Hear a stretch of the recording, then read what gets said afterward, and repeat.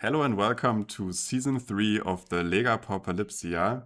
My name is Philip and with me today is Celine. Hello, everyone. I'm very excited to be here. I'm very excited about the league and about this match.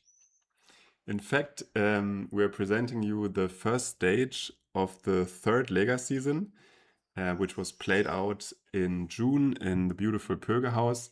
We had 64 players attending. It was an early book out and we had a lot of helpers, so we were kind of done setting up after half an hour. Shout outs and thank you to everyone who helped as well. And we're just a couple of days before the second stage, and we finally managed to record these.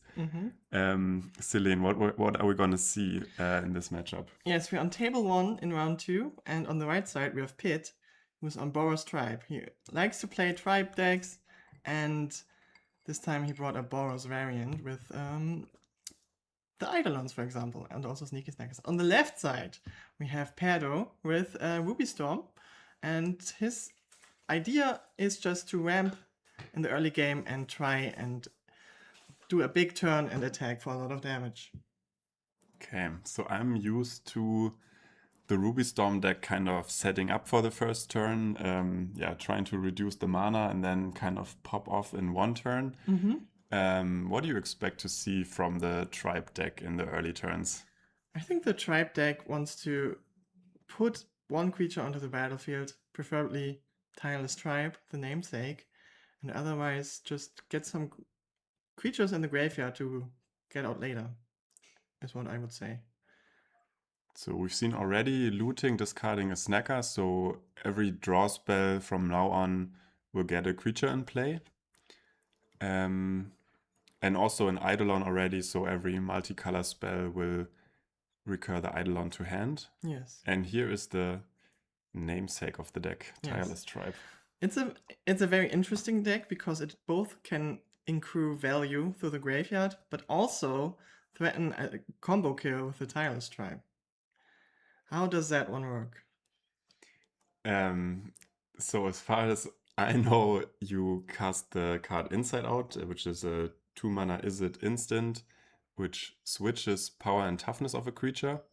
And Tireless Tribe, you can discard a card to give +0/+4, and with Inside Out that turns into +4/+0. So with discarding 5 cards and casting Inside Out, Tireless Tribe can attack as a 21/1 creature. But importantly, Perdo is already representing 2 blockers here. So just pumping up the tribe to 21 power won't seal the deal here. Not at all. But there is more tech. There's more tech. So the goblins are 2/2s, and they block a 1/1 or 1/4 or 4/1 or 21/1 very well. But the one trick I know that the tribe deck has is Escape Tunnel, which is a land which makes a creature with power 2 or less unblockable, and the Tireless Tribe, being a 1/1 before everything goes off, does meet the requirement and becomes unblockable for the rest of the turn. And also Fling has been added to the deck. So you can also kill outside of the combat.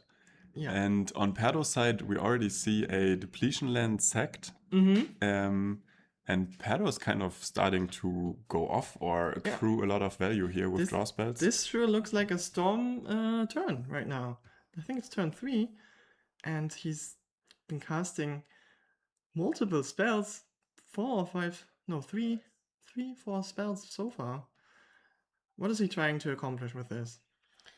Well, so far we've seen Big Score, which usually costs 4 mana, cast for 2 mana, I think. And then Glimpse, and then discarding Galvanic Relay, which can be used from the graveyard later. Glimpse, I'm not sure if it was cast or discarded. And then there was also another draw spell. And with the third Goblin Anarchomancer, every 4 mana draw spell now costs 1 mana and produces a couple of treasures. So I think Perdo is already hitting the mana positive rate here. It sure looks like it. And he does try to go through most of his library and then cast his payoff card, which is, I think, already in the graveyard with Flashback. So Reckless Impulse reveals another 2 cards that can be cast this turn or next turn. And Seething Song could potentially add another 5 mana for paying 1 mana for it, which I think we will see here next. And I don't know if the cards keep flowing. We can see a turn 3 kill. Is it going to be done in this turn? How do you kill with this deck?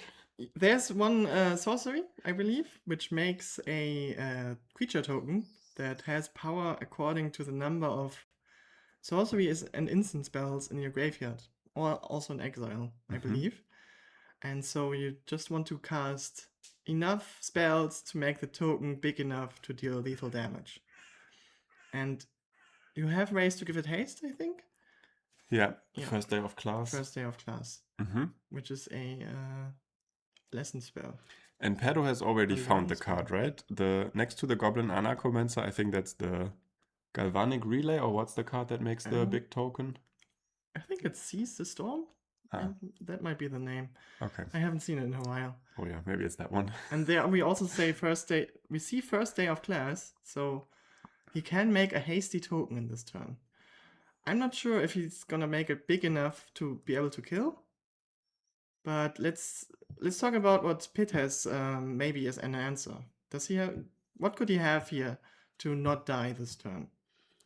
Okay, so I think one tool that the Boros deck has is Prismatic Strands, and it can be discarded with the tribe here, and then also cast by tapping the tribe. So if Pitt has it in the main deck and in hand, could prevent, for example, red damage this turn. And other cards that come to mind would be Fling, but I think at that point you're trying to contest the big token with flinging your tribe at it, which sounds horrible. And then Thraben Charm, which might exile the grave in the right moment. Yeah, which is interesting because Seize the Storm I think also counts exile, but I'm not sure. It counts flashback cards in exile. Okay, so then it would make the token smaller, but not out of the world. Good. We have enough information to see that Thraben Charm is also an option here. Yes, but also with the first day of the class, every creature has haste. So and enters with a plus counter. So even every Eldrazi spawn that Pedro produces this turn can attack for 1 damage. Then there's also these Anarchomancers. So maybe even with a 8/8 creature token or 2 of them could be enough to attack for lethal. The Eldrazi tokens, I think they come in at the end of the turn, is that right? That's true, yeah, with Glimpse the Impossible. Yeah. MH3 was a pretty broken set, but maybe not that broken. Maybe. But I think a lot of the brokenness has not yet been fully viewed into, because that card is hell broken. Okay, so they count already the instant and sorceries in grave. Pitt is leaning back, so I think they're kind of feeling the heat now. And the elemental token only has a 1 on it. What does that mean? 10 or 20 or kill you in 1 hit? Or what's the 1 resembling here? What is the 1 resembling? That is, of course, the +1/+1 counter from the first day of class. From first day of class, yeah. And the elemental token itself has just text on it. It's the power and toughness are equal to the number of. Okay, and they counted it, and they probably know what's the number. It's just not displayed here. Yes, they know the number. We don't.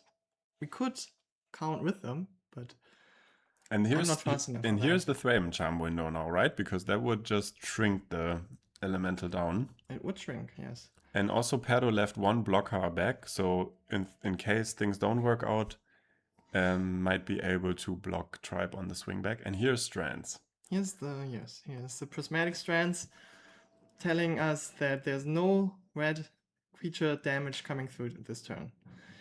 Which of course makes Pitt survive this turn, but he's still staring down a probably lethal board next turn. Yes. Unless finds Thraben Charm to again reduce down the elemental size. I think there is around like 3 or 4 flashback cards in the graveyard, so here's Escape Tunnel. So let's see if we see the combo back now. Yeah. Okay. Escape Tunnel being just a spell for 0 mana here. Okay, and Escape Tunnel sucked. Tribe unblockable. Inside Out brings Eidolon back to hand, draw one Yes, card. the Eidolon, a value card which gets put in the graveyard, only to be returned later when you cast a multicolored spell. And this is the power of combo decks. We're in turn 5. A combo attempt has been made. Life total is at 20. No one cares. It's just if you hit it in one go. And now Tribe is onto the Tribe is onto the races. This is definitely a combo matchup. And does Pit need more? They have. Why are they not attacking? Someone conceded. Someone conceded, which is interesting. I kind of want to jump back and count how many cards Pit has in hand. Let's do that. Let's see. I think he might didn't even the attack, so he has 4 cards. Pit has 4 cards, and that means the Tribe is 17 damage. 17 damage. And I believe that's why Pit conceded. Yes, he probably doesn't have a way to not die next turn. Yeah. So he just concedes here. And also Pit puts the lands together first. Yes, I think he definitely conceded here because he didn't even make a motion to attack. But no. Yeah, there's just no way. Pit wouldn't need to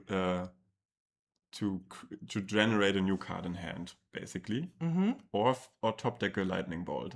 I think that would have also been lethal. That's why he was waiting for his turn. Yeah, but also Lightning Bolt would have not been enough.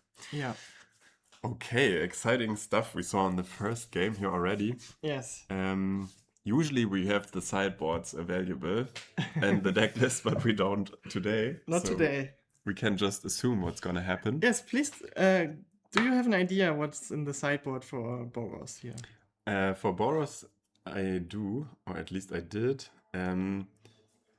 What was in the Boros sideboards? Is it more interaction? So there's surely Strands and then some mix of Red Blast and Thraben Charms in there. And I could see an argument for defensive cards like Thraben Charm or Prismatic Strands to cut off some damage or reduce the damage that Ruby Storm can do. I believe that cards like Lightning Bolt that can kill the goblins, the cost reducers, could also be kept in. But to me, the main question is if Pit is going to focus on the combo or focus more on an interactive, grindy, sneaky snacker game plan here. I think so. The Tribe deck also has like a mid-range plan because of the whole value thing, right? And the Tribe being a 1/1 does look like it's like vulnerable to direct damage because Ruby Storm, of course, being a Gruul deck, has access to Lightning Bolt and such. But at the same time, Tireless Tribe can boost its toughness, so it's probably not very vulnerable here in this matchup. So maybe Pit does actually focus on the combo because his Tribe will survive most likely during each turn here. And then kind of try to raise what Perdo can bring up, or maybe prevent like win a turn with Strands like in the last game and then hit back. Yes, I think what we saw game 1 is the general idea, because Pit is trying to shut down the game plan of his opponent somehow while also preparing to kill the opponent with his own combo. Okay, and I have here the sideboard now if you also want to see it.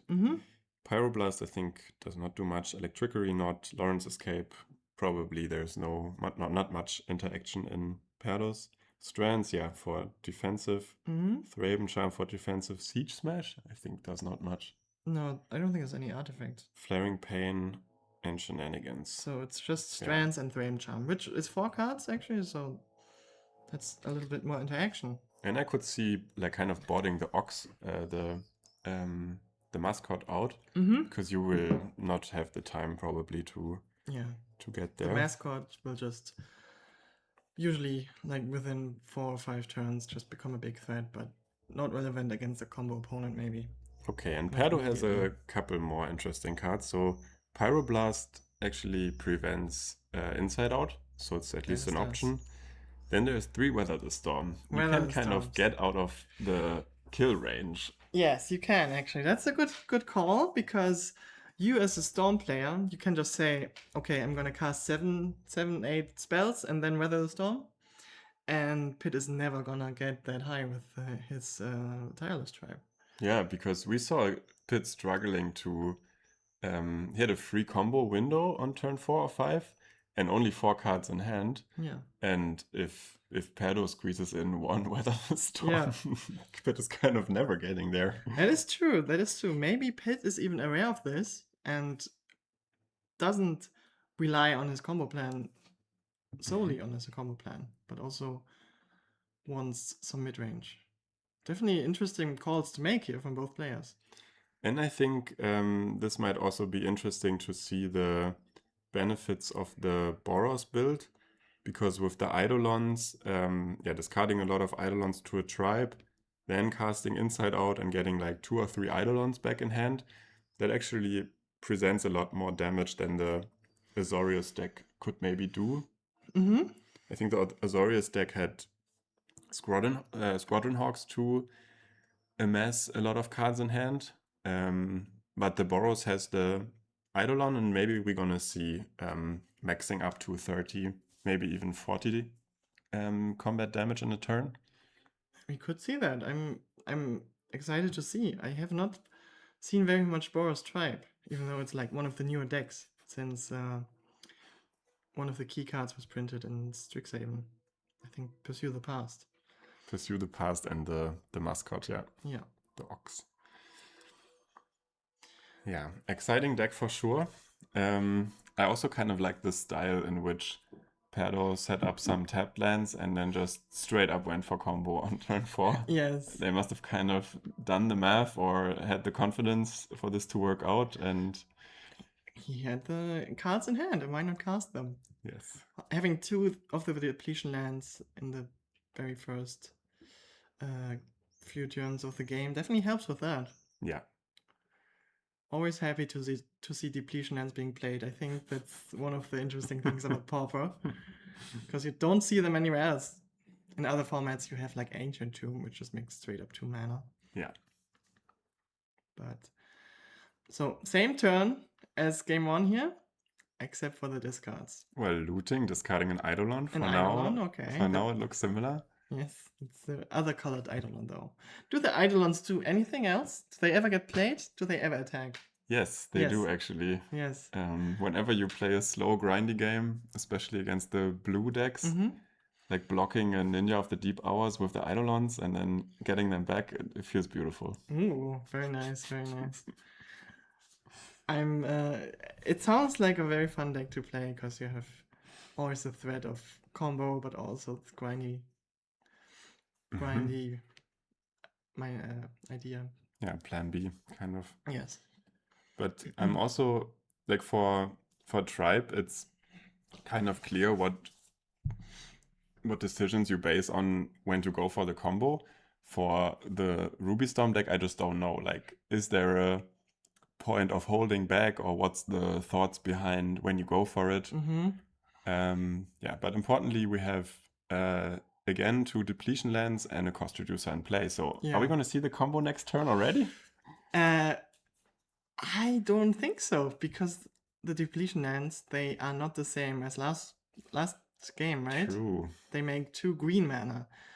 And green mana, while it does cast Mana Morphos and also needs to be green for the cost reducers, it doesn't cast the actual Storm cards.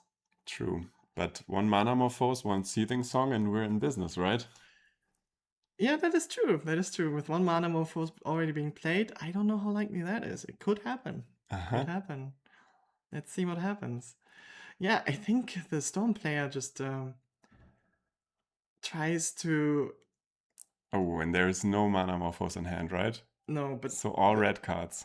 I think I saw a Mountain. Oh, Mountain helps. Mountain helps? I think... Let's see what happens. The die is on the table. Maybe he's already going for it. And there is Seething Song. That sure looks like it. So 1 red mana turns into 5 red mana, right? And then 1 green floating and 2 mana from the depletion land up. Oh, wow. And now Perdo is working with so much mana and 5 cards in hand. Yes, another Seething Song and a way to get more cards. So he's trying to go for it, and Pit is tapped out, so he has no way to combat this. No Thwaitem Charm, no nothing. Yes, and I think also there's almost no way Pit untaps and kills next turn, because playing Tribe, I don't even know if there's haste. Well, Fling, you could use Fling, but Could use Fling. you need Tribe, Inside Out and Fling for this, so 5 mana. So I think Pit cannot swing back next turn, so Maybe. Pedro has this turn and another turn to kill. Yeah, that's true. Yeah, that's true. But I have never seen a Ruby Storm deck try to storm off and then Fizzle. yes, I have never seen that. And it would be interesting to see what happens if it fizzles, if he can play on, if he can recover from this. Well, at least the mountain is in play, so I think it's not fully locked. And the Seething Song, I think, could also be played next turn, but is used now. So, yeah, Pedro keeps going for it. And he's storming off, even though his deck has no cards with the keyword storm on it. True. But besides Weather the Storm. Aha, that's the sideboard check, yes. Or Seize the Storm, if that's the... Seize the Storm is the name, but it doesn't have the namesake. keyword. Okay, it's the pay... Yeah, not It the is the keyword, payoff. But I can really, from playing against the deck, I played a lot of times against it. It really is a true to the name Storm deck, because the Storm can happen over several turns. Because what Pedro does here is also accrue the treasure tokens. Yes. So even if he stops this turn, the Storm can just grow for the next turns, and the cards keep...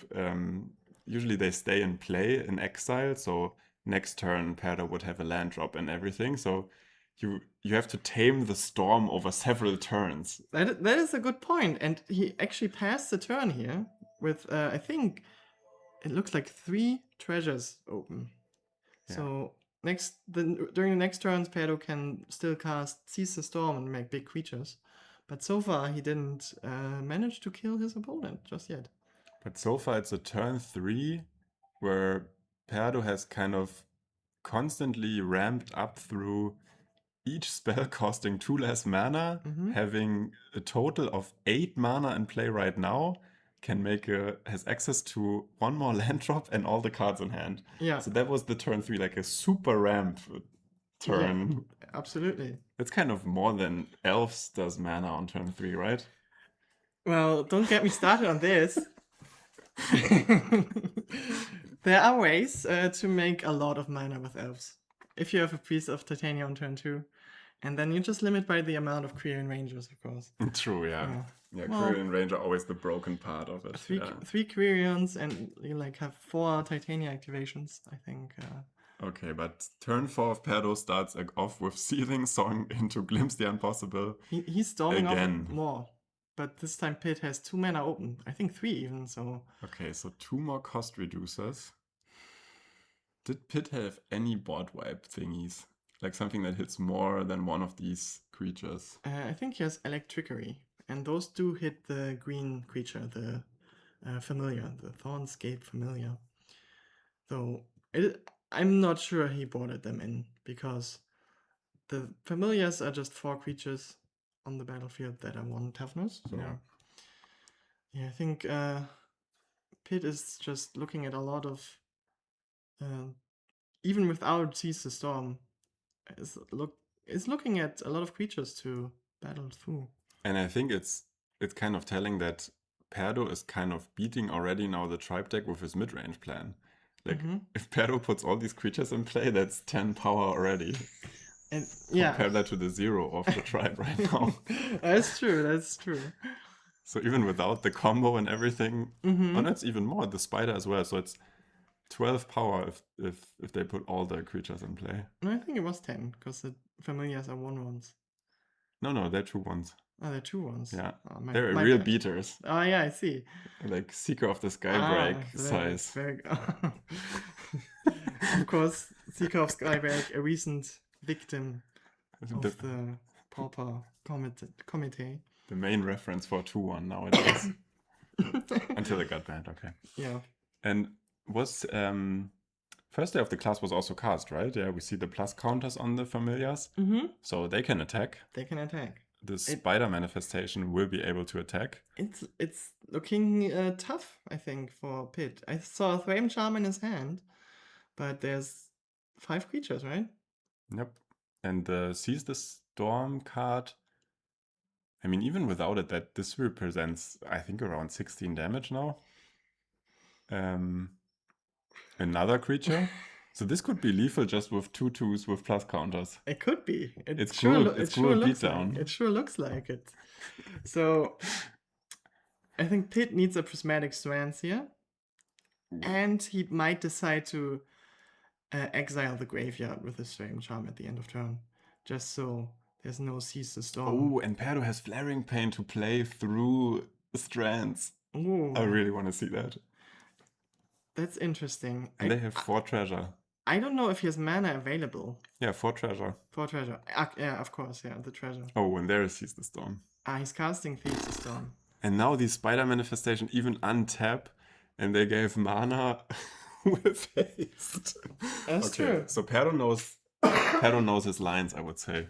Yeah, he seems to have it figured out so far. Okay, there's a Flame Charm. Yes. Yes. So the wording on Seize the Storm probably is at resolution time, maybe the power and toughness then.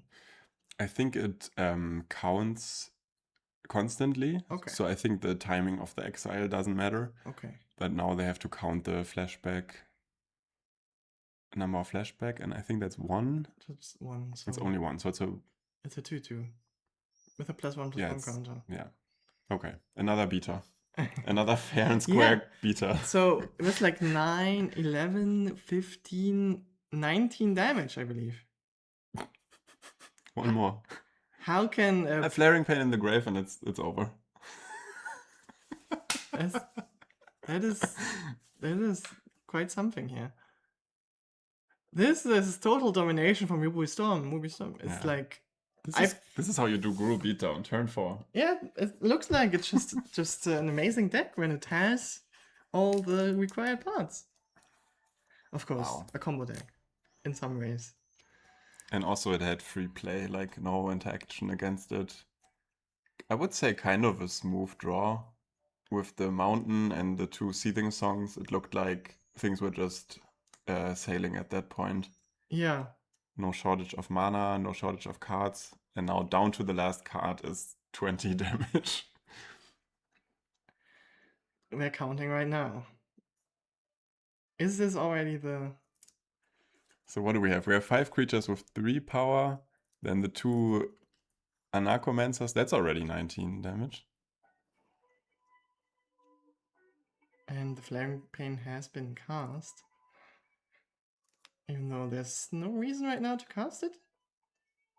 Yeah, I think this just maybe style points. Oh no, it gives like 1 more power.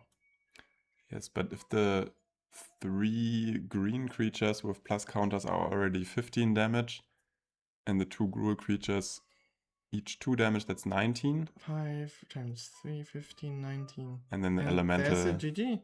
Just needs 1. Okay, so we've seen a kind of a swoop stomp over of the Gruul deck. Yeah, absolutely. That is how it's supposed to work, right? Everything seemed to go right for the Ruby Storm player. Yes, and Pit was very close to defend 1 turn and then win on the swing back in game 1, just being 1 discard card short. Mm-hmm.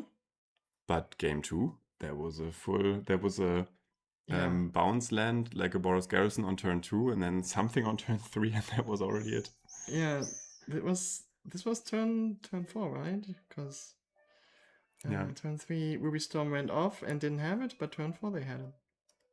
And it was the storm over 2 turns, and it was enough to deal over 20 damage with a mini elemental.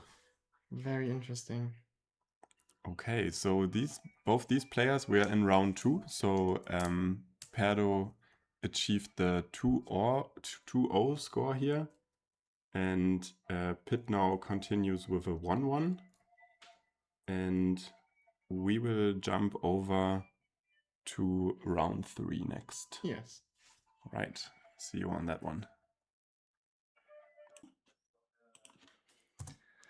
Welcome back, everyone. We are here in round 3, table 1, and we have a special guest on the left side today. It is Phil himself. He's with me here. Hello. What are you playing? Playing Dimir Control, so Sneaky Snacker, Spell Starter Sprite, and the dynamic duo. The dynamic duo, exactly. Okay, and who are you playing against? I played against Max, a well-known opponent of mine on Mono Red Madness. Yes, Mono Red Madness.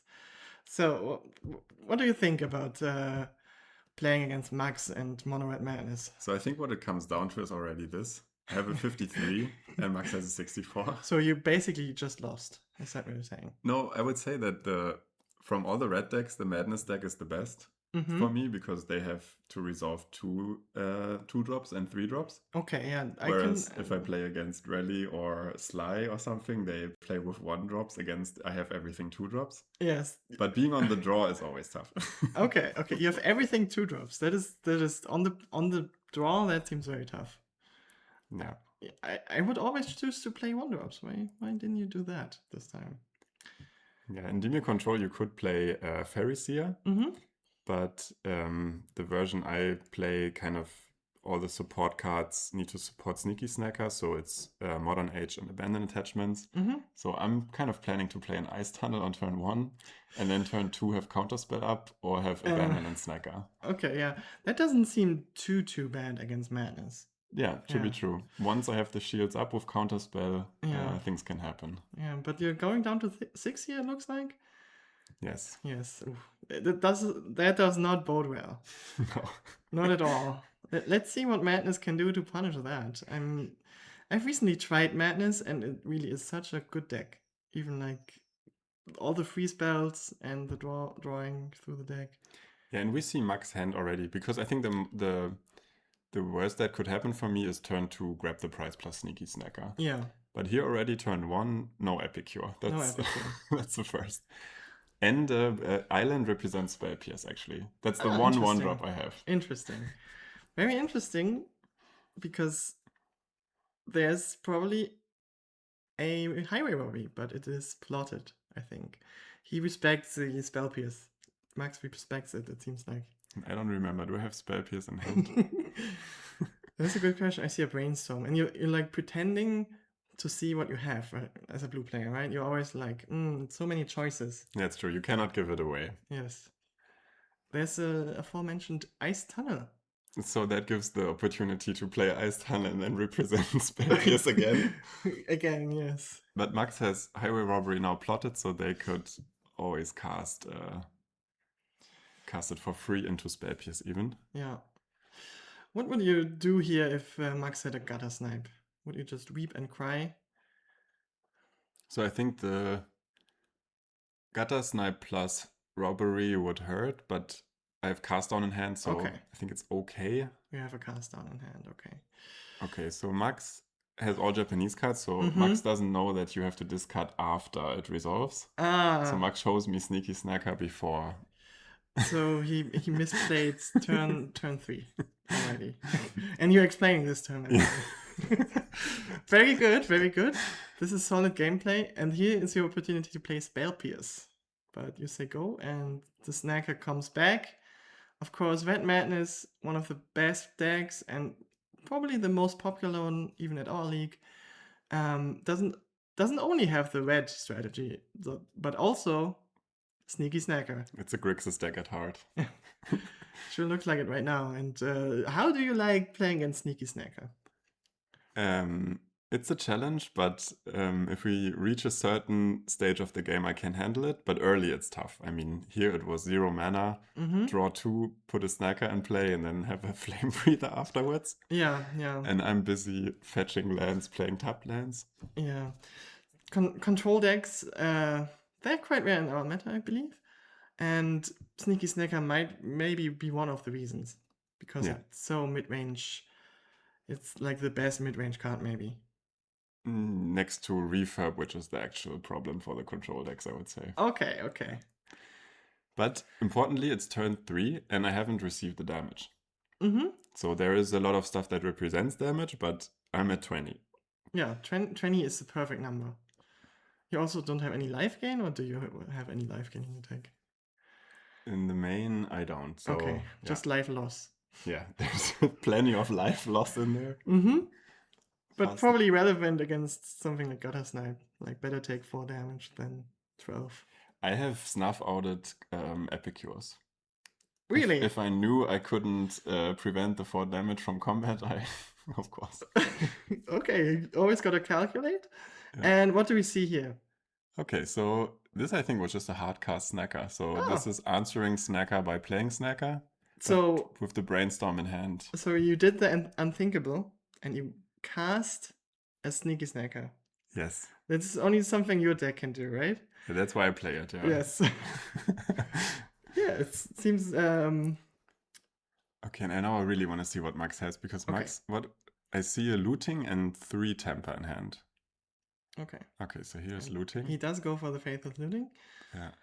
and that resolves. And does he cast the Fire Tempest and just go for damage? So snacker comes back. Now you have to, technically you have to discard first, but whatever. Yeah, it looks like both players just noting the life on their paper instead of using the tracker. Yes. Which makes our job harder, actually. Okay, so this is actually, wow, this is representing 6 plus 3, 9 damage just of this looting, temper, and the pings. Yes, 3 spells and 6 direct damage. Ah. Okay. Now you're already on 10. 10, snacker comes back. Yeah, and the thing to note, Madness really didn't use any cards, right? Because they played Faithless Looting and cast off the discards. That's definitely one of the powers of the deck, because you're not going down in cards here. So let's see if Brainstorm Sneaky Snacker can come back. Oh, I found the Spell Pierce. You did? Yeah, now Spell Pierce in hand. Okay, okay. And I still have the cast down. I saw that there was a cast down. Mm-hmm. So I keep the blocker for the snacker, and now I have to answer 4 cards in hand and a Keswick on 10 life. But now finally I have 4 mana. Okay, so you want to remove the Fire Breather with this cast down. And there's still 4 cards in hand. And now now I can prevent the damage on board, and I have Counterspell up, I think. I don't know if I have Counterspell, but I have it up. Okay, it doesn't look too bad right now. Oh, and now I also remember what was important. I have Extract a Confession in hand. Mm-hmm. And for Extract to kill the Gutter Snipe, I have to get rid of the snacker for good. And I remember this being the task of the next turns. Oh, how do you get rid of the snacker? Well, by blocking and then exiling or prevent the redraw. Mm-hmm. Okay, you can just counter the spell that redraws. The Faithless Looting in the bin, for example. Yeah.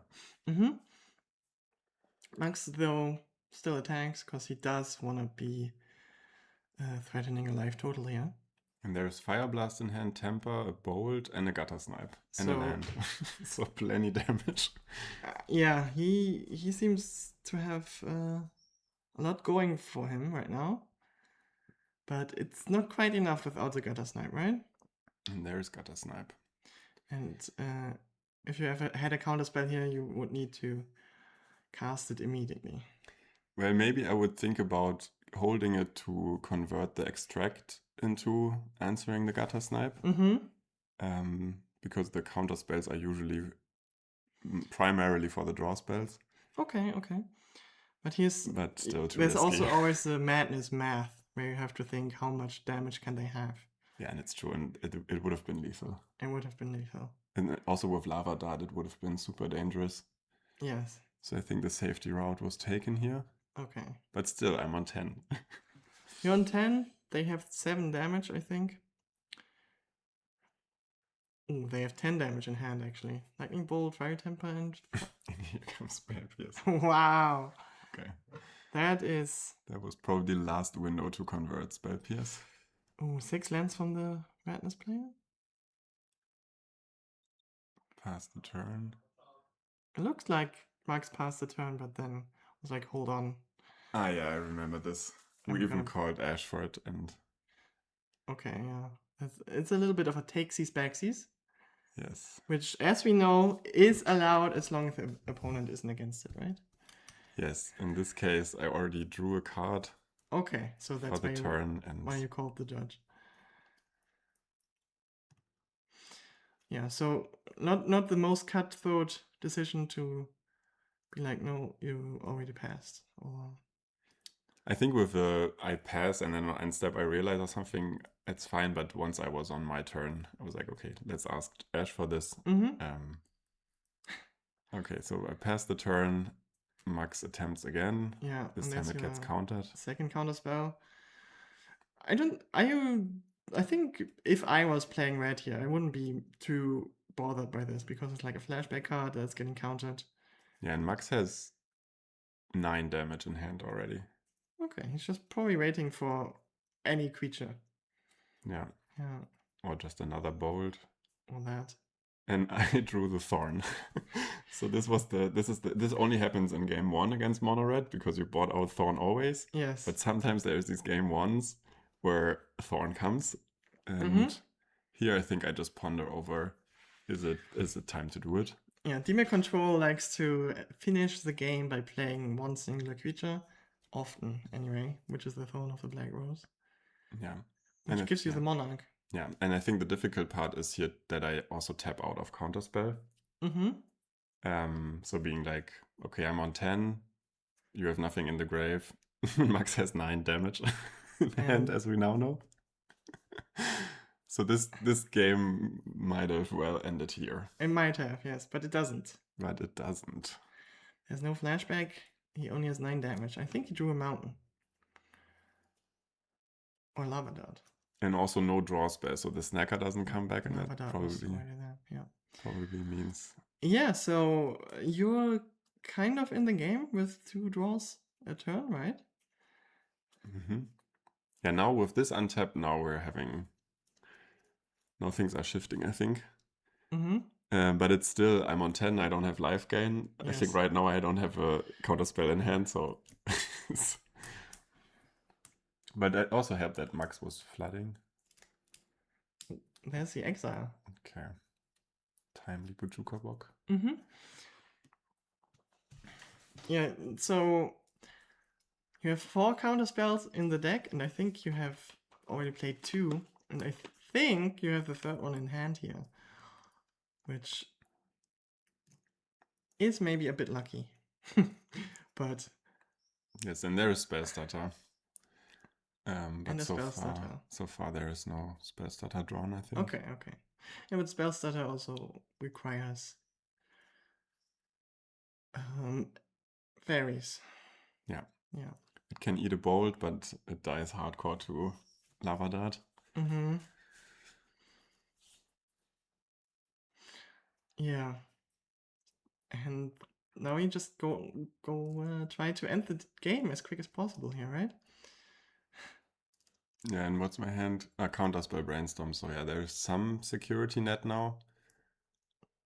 Yeah, and it's... Yeah, the cool thing about game 1, like, it's tough because I don't have Blue Blast, but it's also good because Max doesn't have Red Blast. So if I counter Gutter Snipe, it's countered. Yeah, the eternal war, blue versus red in Pauper. And there's a creature, the Voldaran Epicure. And you're thinking about, okay, you're just letting it resolve, thinking, I have a counter spell, so probably not gonna get burnt out here. Yeah, I think the main problem of this Epicure was the blood, because I was still thinking that Max had like 4 mountains in hand because he wasn't doing anything. Yeah, and mountain being discard, so discard. Yeah. But yeah, kind of can't counter Epicure here. Yeah.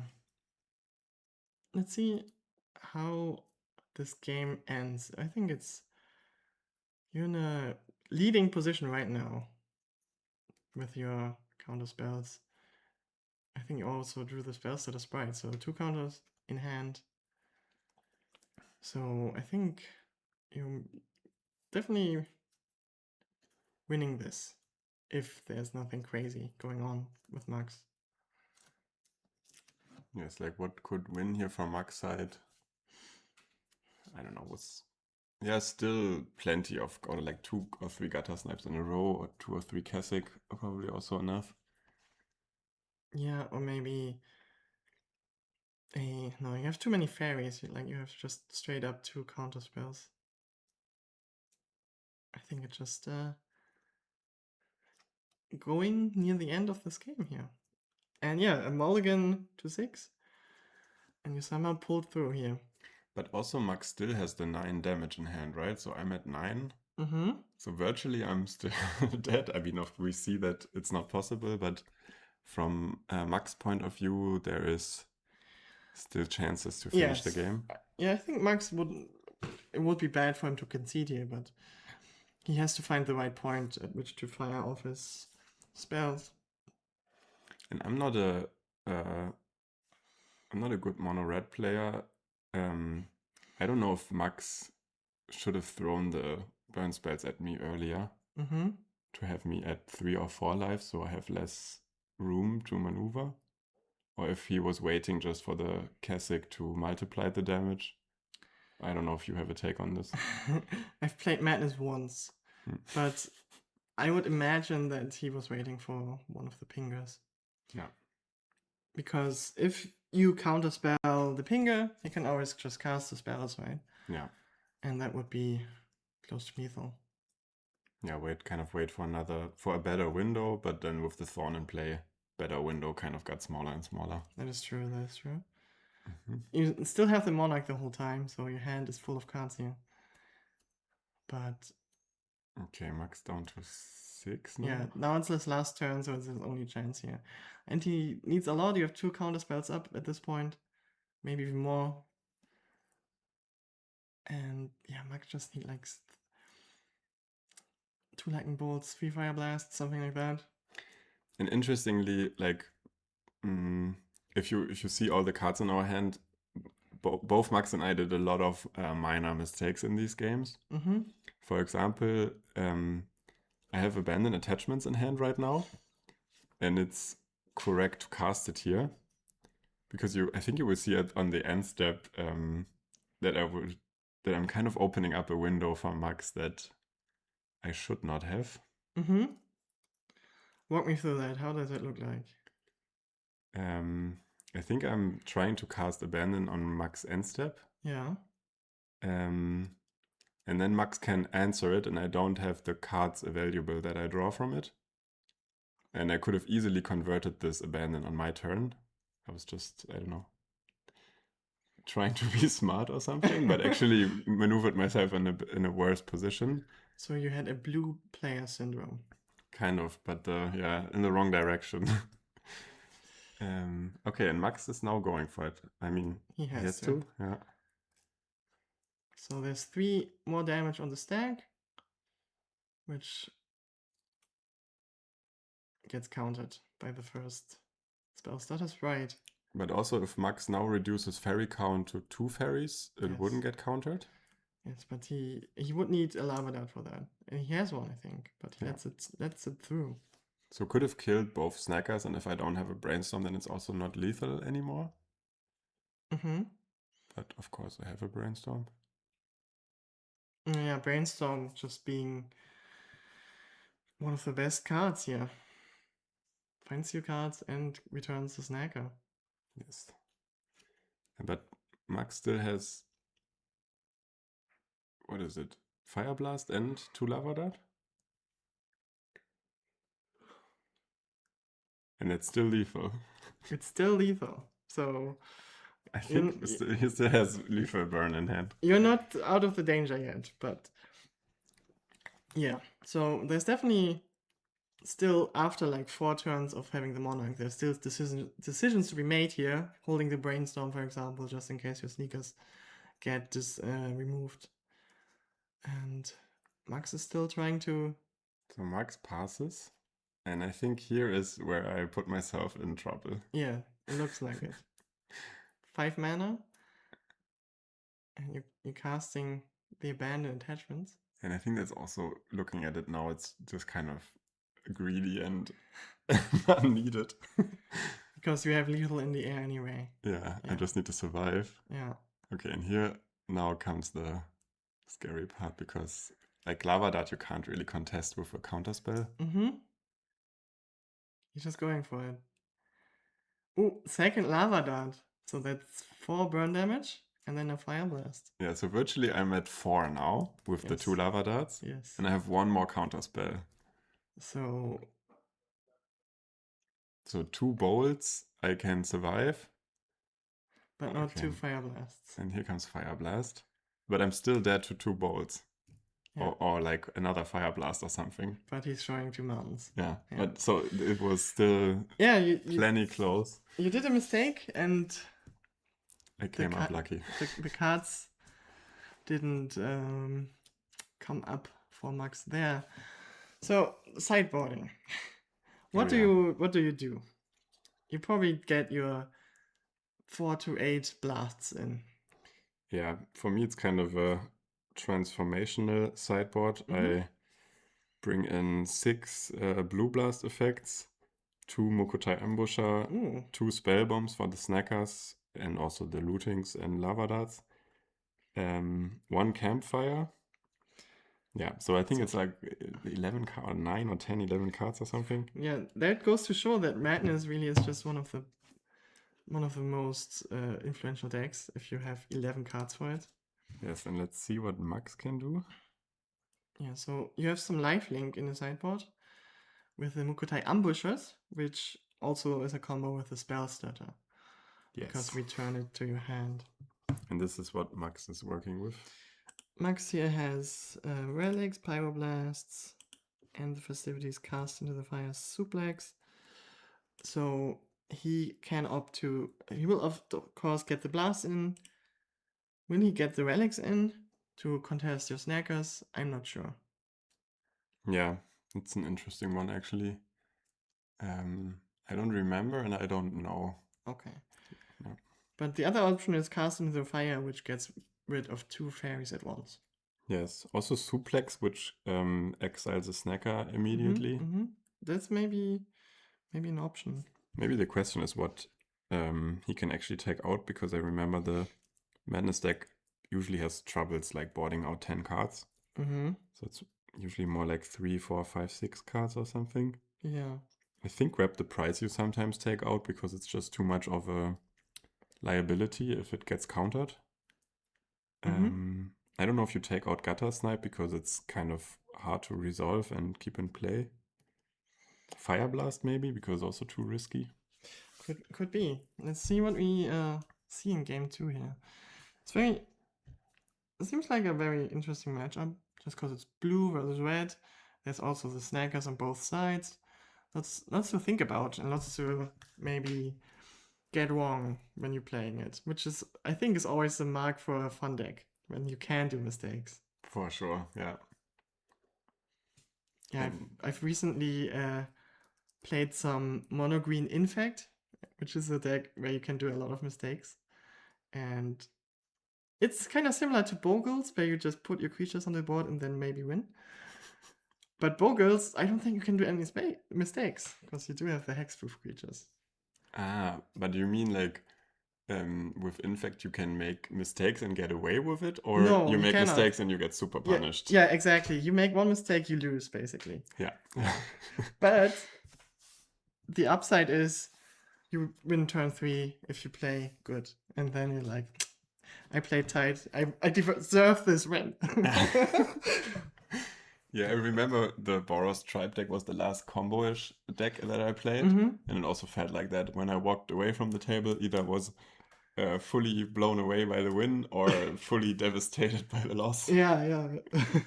There's nothing in between.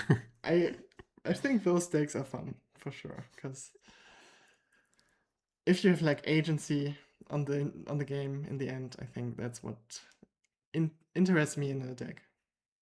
Yeah, and I think this matchup is actually quite the opposite, because here you fight about like every margin over the course of a long game. Yeah. And now with the red and blue blast dynamics going on, Yeah. we're kind of fighting more at parity. There's like not one moment where you know that this was the play that lost you the game or won you the game. Yeah, it can be with gutter snipe kind of amplifying everything, but Of course, yeah, not as much as with in fact I kill you this turn. Gutter snipe being a recent addition to the Pauper format, I think just a few years ago, right? Which one? The gutter snipe, Yeah. the downshift, yeah. And it warped the whole format around it a little bit. Yeah, it's an interesting angle for the red decks, which usually revolve around one drops more. Okay, but here same start. Max on the play, plots robbery. I fetch Ice Tunnel. You probably love to see this. There's no wonder, no chip damage getting in early. And you have 7 cards this time, I believe. I think so too, yeah. Yeah. But also now robbery can be protected by a red blast next turn. Yeah. And I only have 1 blue up, so like you can't prevent mono red from having windows early. Yeah, that is always an interesting dynamic. I think my first match against Max, where I played mono blue terror, I didn't think about red blasts, so I just resolved my spells without raiding. Innocently. yeah, it was very innocently. I was new to Pauper, so that's fine, right? Okay, so robbery gets countered, but grab the prize resolves with temper, so that's 5 damage and 2 cards. There the plot mechanic comes in handy. Very much so. Okay, and what if my hand is Brainstorm Fetch Land, Campfire Cast Down, Mukotai Ambusher. Okay, so a lot of ninjas. Not too much interaction actually. Oh, interesting. Only cast down. And you don't like casting the ninjas without using the ninjutsu.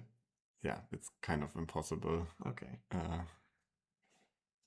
Also, the Mukotai Ambusher dying so easily to Lightning Bolt makes it so that you can't just slam them. Even if you have a spell starter up, you kind of need to create a window for it. Yeah.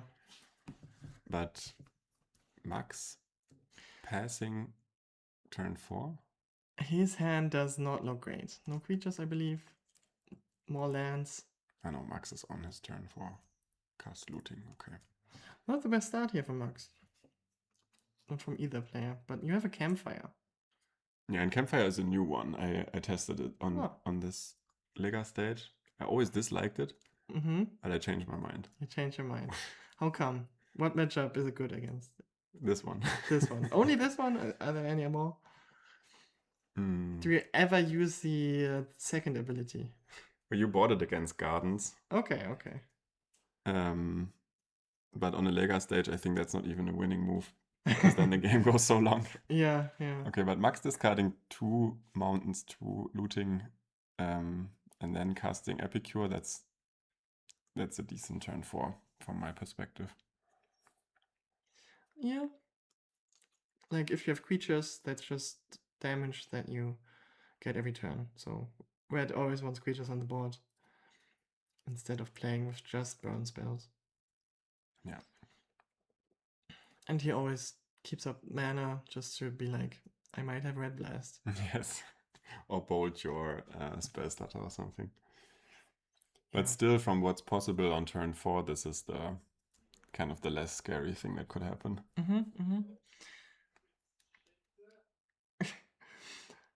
Yeah, so Max probably a veteran of playing red versus blue here.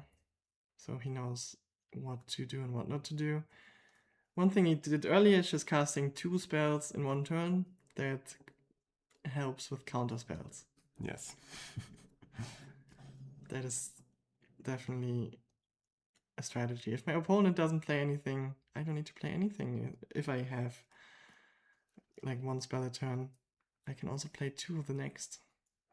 And I think that makes for the interesting dynamic with the Madness deck, because the other red decks, they just kind of live from pushing everything out. You have to play around the sweepers, okay, but Madness can really play the control or patient game. It can, yeah. It's a versatile deck. It's not linear like Rally is, Mono Red Rally. Okay, another bog hitting the grave. It's a slow game so far. Yeah, and that's usually good for me. Mm-hmm. That's Control decks just like slow games. And yeah. I think there's also some versions of Mono Red where you have more card draw, like with Synthesizer. mm-hmm. But Max not playing it in this league. Yeah, the rally deck, right? Yeah, and just Synth without the rally. I think that was his deck of choice last league. Ah, you mean the Moxide deck? Yeah? Yes. Yeah. Yeah. Okay. Pinger Burn, I think he called. Ach, that one. Yeah, Yeah, Pinger true. Burn. I think he called it a C tier deck. And now he has an A tier deck, so let's see what he can do here. So he just likes to pass the turn. Yes. Attack with his 1/1 pass the turn, you're going up to 18. This seems quite comfortable for you. Yes. Surely is. I think the interesting thing is I have 2 Mukotai in hand, but I haven't found a single creature to ninjutsu on. Mm-hmm. So, and I still don't have a counter spell in hand, so I'm all the time pretty soft to the draw spells, to the gutter snipe. Yeah, but Max doesn't play them or doesn't have them. I think it's more likely that he doesn't have them. Because Maybe took them out. you never know. He's Yeah, not here right now. And this is what I like about Campfire, because Mukotai is really bad in this position, because first I can't play it, Mm-hmm. but also if I ever played it, Max has burn spells in hand and I have to defend it, and Yeah. it gets 3 life. But the Campfire, now it's in play in every turn. Yeah, and gets I 2 life just every get 2 turn. life. I really underestimated this card always. It seems really, really good here. Yeah. Though, when I play against Mono Red Madness, I just quickly die usually. So a Campfire in my decks wouldn't do very much. Yeah. Yeah, it helps with spell starter and everything. Interaction is good if you wanna have Campfire for multiple turns. Yeah, now it's already fetching Ice Tunnel, discarding Ice Tunnel to abandoning, so I'm kind of durdling around now Yeah, it looks like. And get- Max is just passive. And you're durdling, it's So a what- really, really slow game here. So what's Max hand? There's a Lava Dart, there's a Red Blast, and I think there's a Temper, right? I haven't seen it fully. A Red Blast. Bold? So he doesn't draw any creatures or draw spells. I think it's just all spells here. Yeah, and it's also no Snacker, no Kasich, no Gutter Snipe, so... Yeah, there's nothing going on really. I think that's the first draw spell. Okay, so here comes something relevant, Yeah. at least. And you drew your counter spell. Yeah. And Max is like, do I counter the counter? Do I draw 2 cards? And I think he wants to draw 2 cards. Yeah. So Spell Pierce is still off, unfortunately. That you have in hand. Yeah. The one-off. It's such a good one-off. Yes, and it's specifically for this kind of matchup, actually. In other matchups, you're really happy if you ever convert it. Yeah, I think even like in Terror, I would like to have 1 Spell Pierce. Just so I can have 1 mana up and opponent either doesn't know there's a Spell Pierce or knows there's a Spell Pierce and doesn't do anything. I think it's nice to have. Spell Pierce is amazing against Relic, especially. Okay, so grab the prize resolves. Max makes another land drop. Mm-hmm. I have a spell bomb in play also, I didn't see that. But you're just chilling here. Yep. Still no real pressure. Still also no real answer in my hand, but I think here comes an interesting turn now. Mm-hmm. For Max, maybe. Yes, of Yeah. course. Because I think Max finds the first gutter snipe here. Okay. I think it's this turn or the next. Okay, and you have a cast down, I believe. Yep. Okay, so Max is probably going through the lines. How much damage can the gutter snipe do if it resolves? If it resolves, but he doesn't have a red blast to protect against counterspell, so he's probably... He seemed to have done the calculations very quick. Because he has a gutter spell. Gutter snipe. I think it's also telling that on the last turn I didn't counter back the draw spell. So I think you can assume that I don't have anything. Yeah, okay, that makes sense. And here's, for example, another minor mistake. I have 2 spell bombs. And I can just crack one of them here to get rid of Lava Dart.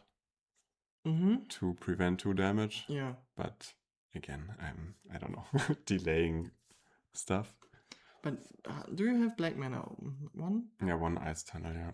So cracking the spell bomb also would cut you off from the cast turn. Yeah, because I already tapped my Bog, yeah.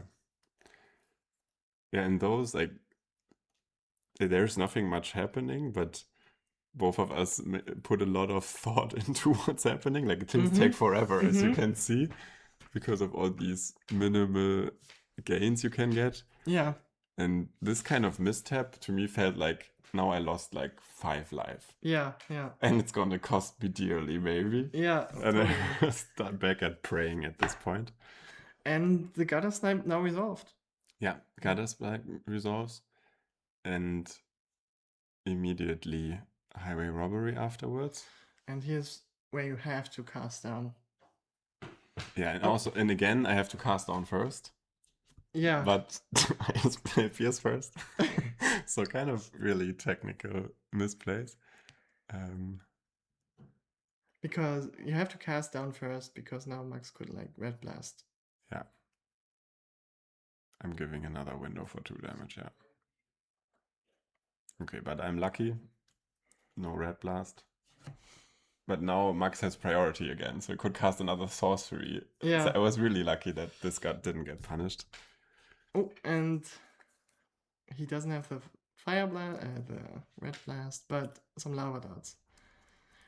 Do you think he's cashing in all the damage now, or? Yeah, let's see. Maybe you remembered, but if I was the mono red player, I would probably just cash in the lava darts. I don't think you have very many windows. Yeah. For gutter snipe damage. And I have 2 spell bombs, so yeah, you have to cash in. Yeah.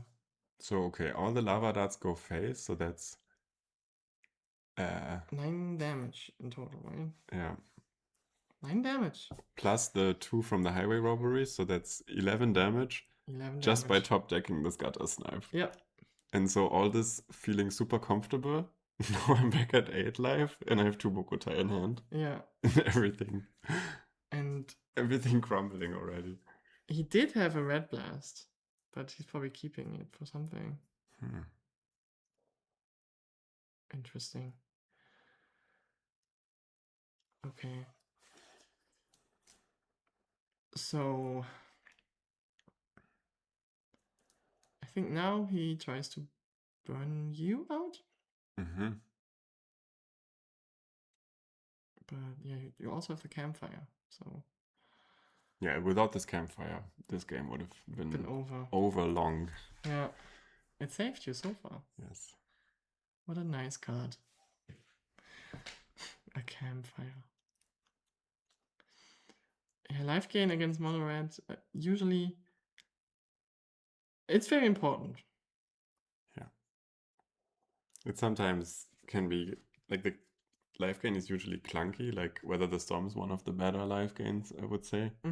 But in black, it's always Unexpected Fangs or Mokotai Ambusher is always connected to something else happening. And Campfire is actually pretty clean for being colorless. Yeah, it looks like it. It's just a lot of mana, like you pay 6 mana for your 10 life. Yeah, but you're also a deck that holds up mana, so it fits well. Okay, back to 6 life. Finally Yes. cracking a spell bomb. For more card draw, maybe you will find a relevant. You did find relevant spells here, and you Yes, can also Blue Blast. finally cash in the Mukotai ambushers. And Max doesn't red blast the snacker. But he But bolts has the bolt. ambusher. Okay. There's the counterspell exchanges. Okay, so I'm still at 6 life, virtually 8 life. And there is a snacker and a Mukotai ambusher. Mukotai left. So you play the snacker and try the thing again next turn. So basically say, good luck, Max. Maybe you can kill me. Yes. And also for the lack of counterspell and spell starter in my hand, I found all the spell bombs, all the Mukotai, and all the campfire in my deck. So Yeah. really being paid off here. But yeah, no spell starter so far in my hand. It's sad to see. Spell Starter Sprite, of course, one of the iconic cards in Pauper. Being just a counter spell on a stick. Very useful. Okay, so now I have no interaction. No interaction, And the just life gain. snacker Mukotai comes again. Now you're Ninja's deck, all of a sudden. Dimir Ninja. And I think at this point we were playing so long that it was kind of clear that this was the last game. Yeah. Yeah, because you can always slow it down. I know, it was like if Max wins, I think none of us would have been able to win game 3. So it was, for me, it was to play for a win or lose or draw. Yeah. Always gotta be aware of the time in rounds. If you play control decks. Yeah, for sure. And it's always good to have game 1 under the belt, at least. Okay, so here is Lava Dart on Snacker. Why does he do it now this time? Probably because he drew the Lava Dart. Yeah, not running into... I think it's also kind of telling if I make this attack that I have a ninja. Yeah, that makes sense. Otherwise I'm blocking the Epicure. It makes a lot of sense. And here You're thinking. I'm either bluffing or I'm thinking about cracking the spell bomb.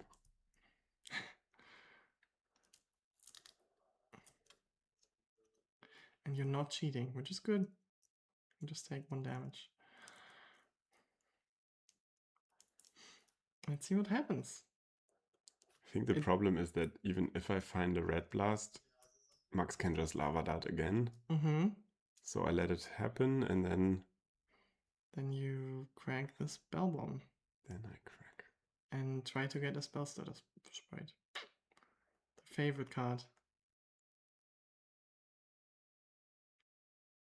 Okay, and Max throws the other dart, sends me to 4.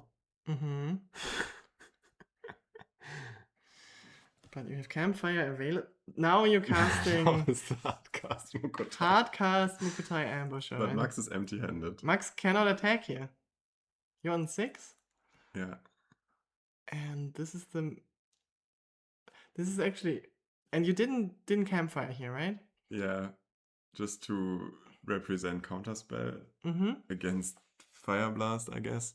Yeah. And also here I'm not attacking. I think here in hindsight I should have attacked. Trading Mukotai for Kasich on a double block. Yeah, if Max even blocks. That seems very fine to me. Yeah, if you campfire that turn, I think Fire Blast would have done you in. Yeah. So, not doing every mistake available at least. Yeah. But campfire really helps because otherwise, I think keeping this Mukotai in play is still my old... I have to win with the Mukotai. But with the campfire, I think it's just fine to trade here and not let Max find the lightning bolt. Yeah. Yeah, totally. I would attack, but I'm also an aggressive player. Just tap all your creatures every turn. Especially if you're on 4 life against mono red. Yeah, that's how I win, actually. Now Modern Age. Okay. Modern Age. I haven't seen that before in Dimir control. Okay, and now the first spell starter in hand. And I decide not to cast Lorien anymore. Because you have spells that are. There's a Faithless Looting, and he has 2 mountains in hands. Maybe he draws more mountains. He seems to be cursed with a lot of mountains, but there's your spell starter coming and saying, I counter your 1 mana spell because I have 1 fairy. Yeah, and if spell starter works, it's usually the sign that the matchup has tipped. Like if Max has anything, this is gonna be prevented, and if this works out, it's usually a sign that now the water is clear. And this looks pretty good for you because he has just mountains upon mountains. Maybe they should just play less lands in Mono-Red. Just be more greedy. Yeah, especially because this deck needs like 4 or 5 mana to even function. Okay, maybe not. Okay, yeah, but this 1 looting drew spell starter and counter spell. Yeah. So, okay, so finally now the cards are rolling. Yeah, it's interesting how many lands a deck can play or has to play sometimes. Because Mono-Red Rally, sometimes with Mono-Red Rally, you keep 1-landers. Yeah. Yeah, sometimes you just do that. Yeah, and it's... Because you really only need 2 mana sometimes. And then you're like, I can draw 1 land in 2 turns or something. But Mono-Red Madness probably not so much. Maybe with a Faithless Looting. Yeah, Rally has Tomb Raider, right? That too, Tomb Raider, yeah. So Tomb Raider can kind of win on its own. And Percussionist. Percussionist, very good card. Okay, so yeah, here I was between discarding Brainstorm or Lorien Revealed to the Modern Age. Decided to discard Brainstorm and cast Lorien, so there's enough mana now. And now you're finally attacking. Finally, there's the attack. Getting up to a 9 life and a campfire. And this has... you don't have infinite card draw, but Lorien probably got you some answers for some things, and Max said, I don't have anything. I cannot hard cast a Sneaky Snacker. What am I doing here in this game? I concede. Yeah. Yeah. And he's probably thinking, how did I not even get a game on the play both times? Yeah, I think I kind of got away with some early mid-game, not really Max having action. For sure, it looked like that. And you could always see when Max was top decking Gata Snipe or looting how the game shifted and there was so much action. Yeah. But with the lack of these cards, yeah, kind of got away with this one. Yeah, that was the game. Dimir Control vs Madness. A rather slow game, but still a fun one. Lots of decisions. And also nice to rewatch now with the knowledge of Max's hand. Yeah, sweet to see. And we're gonna skip the round 4. I think it was a very quick round. There was actually the 2 winning decks of the last 2 rounds. It was Ruby Storm against Dimir Control. But playing Snuff Out against cost reducers and Blue Blast against all the red spells kind of turned out not too favorable for Perdo. Yeah, so we're going to skip that one, but come back for the final round.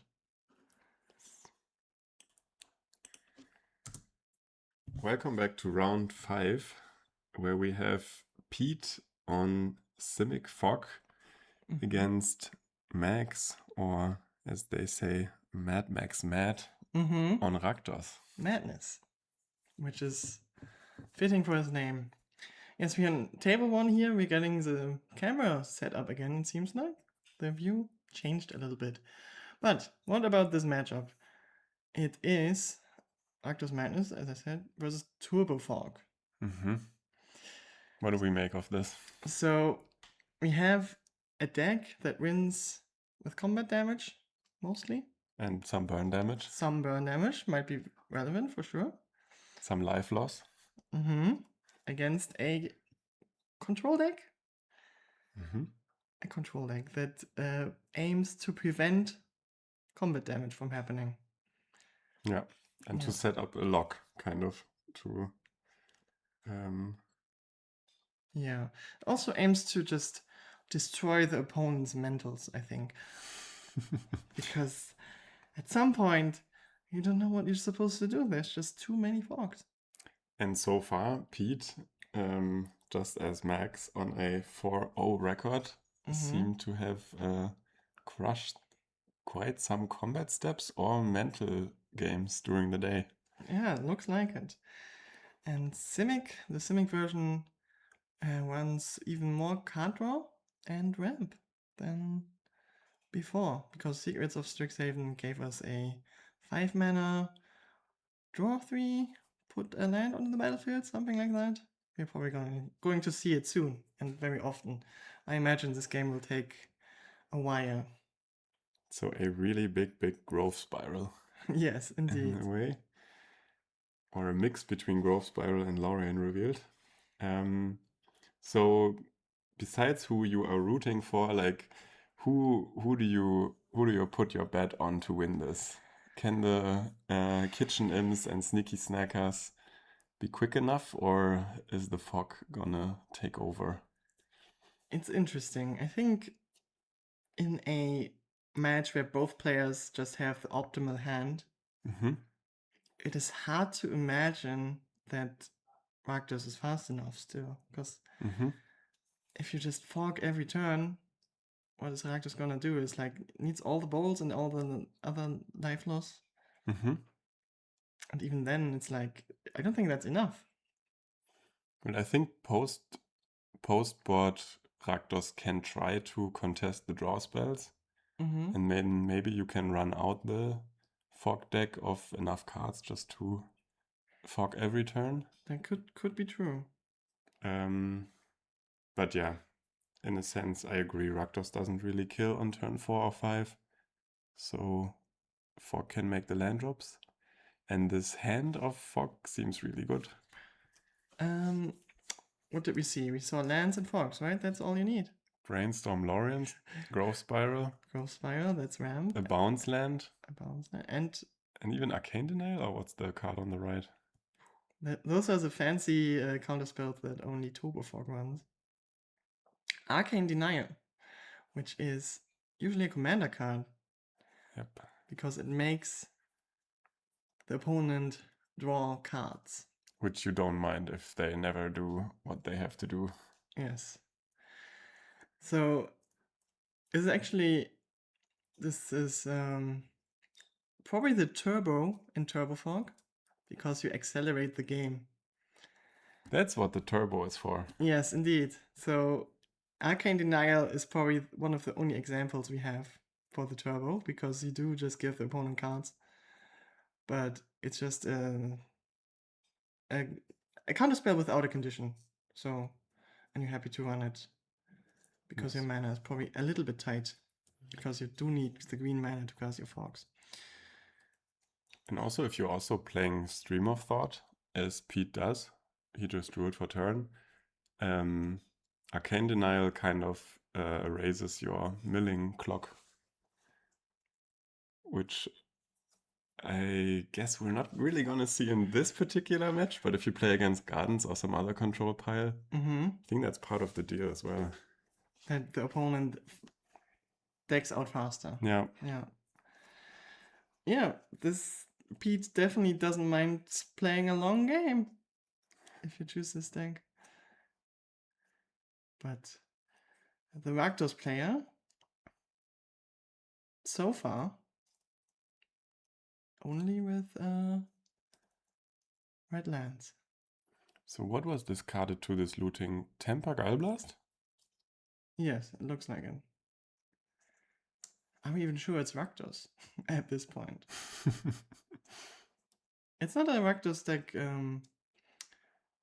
I haven't seen a Great Furnace usually, but maybe it's more of a Metalcraft version. I mean, Rakdos used to play Galvanic Blast and Tomb Raider, kind of went off the artifact. But we haven't seen black yet, so we actually don't know about Rakdos. Yeah, but it's interesting because with more Galvanic Blasts, I think you have more of a shot with your burn spells. Yeah. Maybe. Yeah, you open yourself up to land exile, and I think that was always the argument against artifacts, but it's more explosive. Maybe we're actually gonna see Tomb Raider, which I think would be great in this matchup. Yeah. Just turn 1, 2 damage every turn. You don't really need to... There's no better thing to do. Just early damage, getting some damage in, and just always saying, do you have a fog for 2 damage? Yeah, early the Turbo Fog probably doesn't want to play fogs. There's just other spells to cast. Yeah. Set up, gain an advantage. Let's see if we actually are correct or not.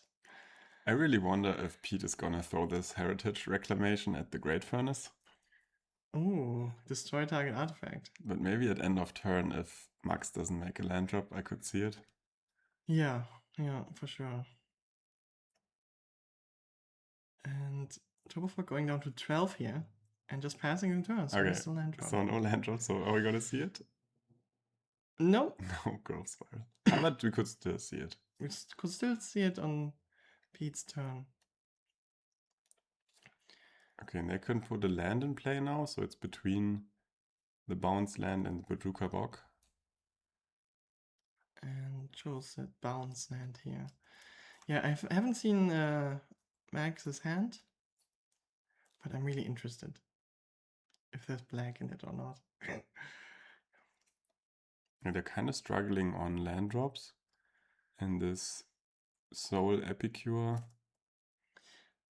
Yeah, red players sometimes struggle with lands, as we've seen previous match. Are you sticking to your claim to reduce the lands in the burn deck? Actually, it's fine, right? You just need the 2 drops in rally. Okay, I'm just thinking about rally. And not about anything else. That's the only mono red deck I play anyway. Okay, I was about to say, we haven't seen Grab the Prize or Highway Robbery, but there is now the Storm Shriek Feral. Yes, and it has an Omen spell on it, which is basically the most default of Pauper spells for... No, discard 1, draw 2. Yeah. Pauper players love that one. It's all over the place by now. It is. Nothing else is being printed. Yes.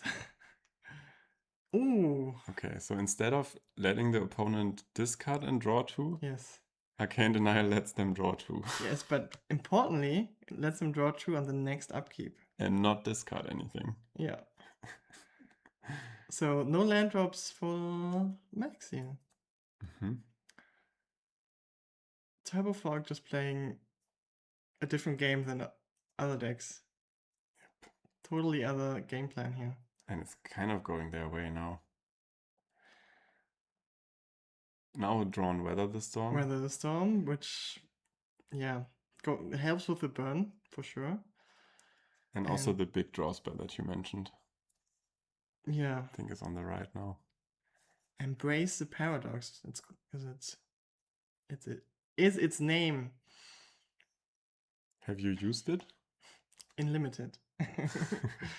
Oh, it's a great limited card, I bet. Yeah, if you have big decks, then you can use it to your advantage. Oh, wait a second. Pete has still not fired this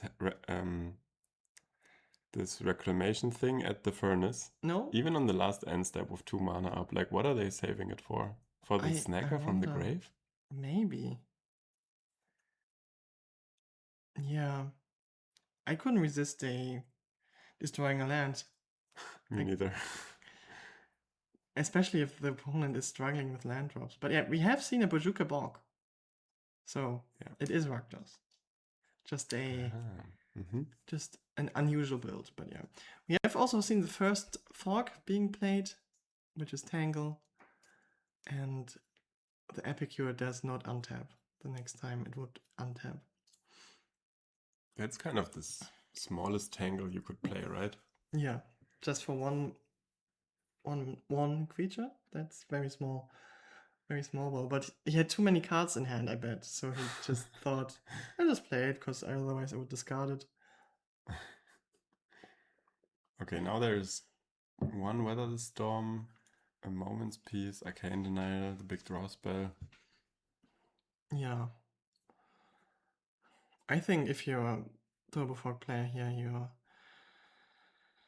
you're very relaxed because you have Weather the Storm. You will not die anytime soon. Moment's Peace prevents combat damage. It's what you came here for, a long game. And let's see if Rakdos can do anything with black mana. Yeah, I was asking myself, I haven't seen the hand of Max. Yeah. What black cards do you picture it to be in? Okay, so this Metalcraft version, I imagine they would have refurbished familiars, right? That's a card, yeah. Yeah. Other than that, there's the classic Rakdos Madness cards like Vampire's Kiss and the Burn Spell. They could have those. Kitchen Imp is also a Madness card. But I don't know how much space you have for all that. If you play Galvanic Blast, if you play... Well, we haven't seen that many spells, actually, from Magus' side. Okay, so Pete thinking about the big draw spell now with 5 mana, I bet. Yeah, looks like it. And if you have time to resolve a 5 mana spell. That's on end step, or?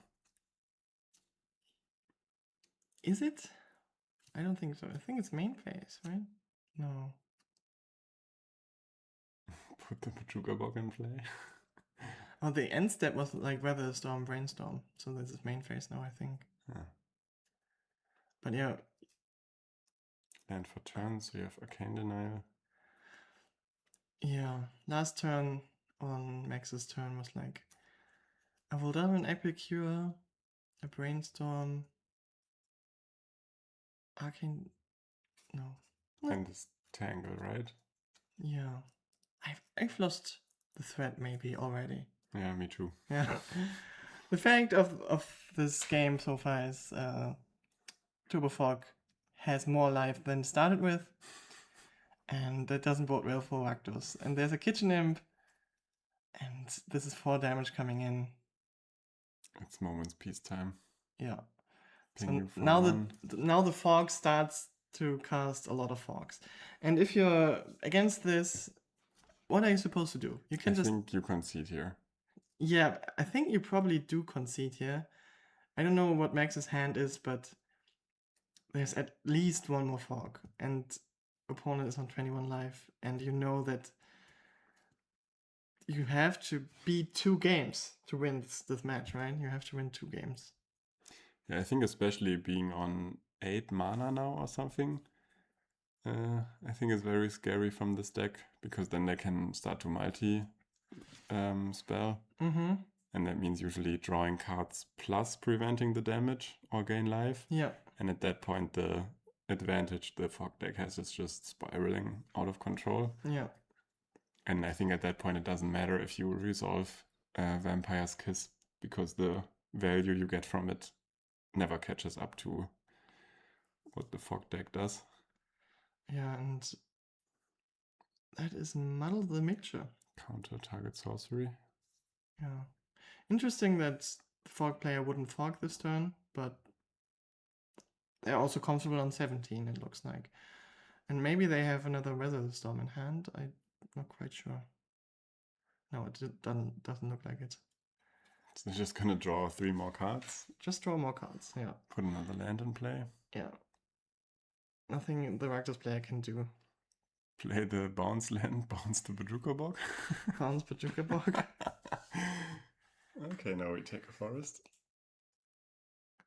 Yeah, untap land. Oh, why not? Just take some value. Another Pachuca Bog in hand, by the way. Yeah, I think if you're the Fog player, you're just enjoying this, right? You're just here for this. You want opponent to concede. Or you don't want them to concede.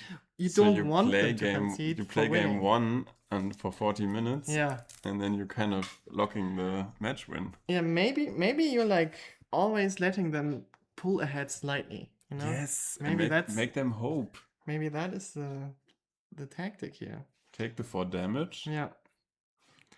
Maybe you just fork every second turn. Maybe Yeah. that's the strategy. But yeah, maybe there's different types of fork players. Really optimal ones, or ones that like just to see opponents suffer a little bit. But that might be the optimal play. It might actually be the optimal play. Like a mental warfare. You're winning the mental warfare if opponent doesn't concede. Yeah. Yeah. And I mean, might actually be a tactic for this deck to lure opponent into wrong assumptions. But Yeah. okay, we're running Grab the Prize and we're running Sneaky Snacker. So it must be pretty close to the stock Rakdos Madness. Mm-hmm. Yeah, so far I've only seen Galvanic Blast and Artifact Lands, right? Very Yeah. different. So maybe Gal Blast instead of, I don't know, something. Lightning Bolt, but hard to imagine. Mm-hmm.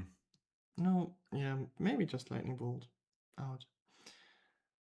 Because you already have Fiery Temper, so 8 burn spells, direct damage spells. Maybe enough. So now that we are commentating for the first time together, Celine, I have a how do you say, like a tempting offer. A tempting offer? Yeah, something Moritz and I did on the recording was Yeah. sometimes just increase the speed of the game. Oh, really? Would you be up for that treat, or you want to see it still in the full length being played out? I think with this matchup, I'd be happy to speed it up a little bit. Okay, let's see what we can do. Yeah. Even though I'm not used to this, right? I'm used to live stream commentating, where you cannot fast forward. Actually, they do it on the Pro Tour, right? Where they cut the footage so that it's a little bit faster. That makes sense. Yeah. But I would need to look up the shortcut for forward, so this is going to take a moment, but it's an option we have. And I think we're not going to miss anything of what's happening, because there's only 1 or 2 spells every turn. Yeah, basically what's gonna happen is Fogs being cast and Rakdos trying to put more creatures onto the battlefield. But Fog is just getting up to a higher life total. I see another Weather Storm. I see counter spells. I think Fog has this game totally in hand. They need to do a lot of mistakes to lose here, I think. Moment's Peace in the graveyard. There's just a lot going on for Fog. Yeah. I have seen Fog players just not having enough Fogs, but Simic, of course, has a lot of draw spells. And it seems to be the favorite Fog deck right now because of the recent addition of Embrace the Paradox. Usually, or not usually, I've seen Golgari Fog decks before, and they rely on the mid-range draw engine that Pauper likes to use a lot. It's true, it's the Wellspring, and sometimes they even play Gates, right? They do, to even create more treasures and such. Okay. Yeah. Also, they don't play Heap Gate, not Basilisk Gate. Just Heap Gate. Okay. I think. And so the win con is really milling, right? It is milling, because they have a big stream of thought at the end. They also play Crypt Rats, which Simic doesn't. So Simic, it's actually interesting to see how they win. Maybe for the first time it's interesting. Mm-hmm. Because if Rakdos has like a lethal board every turn, Simic does need a fog every turn. Yeah. Yeah. Or a Weather the Storm. Or Weather the Storms. But yeah. And I mean, Stream of Thought can also shuffle back some of the relevant cards. Yeah, so maybe you just shuffle in. Oh, but we're starting milling now, opponent. Oh, okay. So maybe we'll just. And Rakdos can cast. Oh no, they can't cast these cards. That would be too beautiful, right? Oh, that would be madness. No, madness is just when you discard this card. And milling isn't discarding, actually. But there's some flashback cards in the graveyard, but the Turbo Fog player still has Pachuca Box. in hand. Yeah, so Stream of Thought mills players and shuffles cards in. And you can replicate it. So your own library will never go to 0, and you shuffle it back in your fogs and draw spells and counter spells and weather the storms. So you have a higher chance to draw them, and basically you rely on luck a little bit. I think in the end is luck to draw the right cards, but the odds are in your favor, I would Yes. say. And you work on these odds because you draw 5 cards a turn. Yeah, for sure. So maybe it's also now towards Max disfavor that they also seem to kind of want to see it. Like we want to watch it now for the first time, and maybe Max also wants to see it. Yeah. And this might fire back. Yeah, it might. So Fog probably has some bad matchups. Yeah. Yeah. I bet. It probably might have the worst matchup in Pauper. Which, when you go against like Poison Storm. Yeah, something that completely skips the life total thing. Yeah, then the only recourse you have is counter spells, but yeah, that's all you can do, right?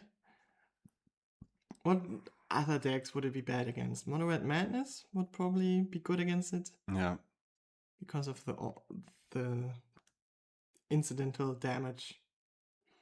And also, I think something interactive, like tempo decks, like Blue Terror and Blue Fairies, I think must be decent. And if you can really combat the whole card advantage, so even with Dimir Fairies or Dimir Terror or like, I don't know, Scrat or something, yeah, I bet you can counter the draw spells and then you win at some point. Yeah, Terror seems very capable, because if you put 20 power onto the battlefield and keep up like 2 counter spells. Tangle can be annoying, but yeah. But Max now has, I think, 1 or 2 sneaky snackers in the grave, so maybe they can stack up an attack force that demands a lot of moments peace and can claw back into this. I think if I see the first Stream of Thought, my thought is like, okay, I'm getting out of here. Like they're refilling, and yeah, Turbo Fog has 4 cards in hand right now. Only 4 though. Only 4, yeah. There were 11 in between. That's interesting. But it's hard to know for sure. So that's how the Fog players win.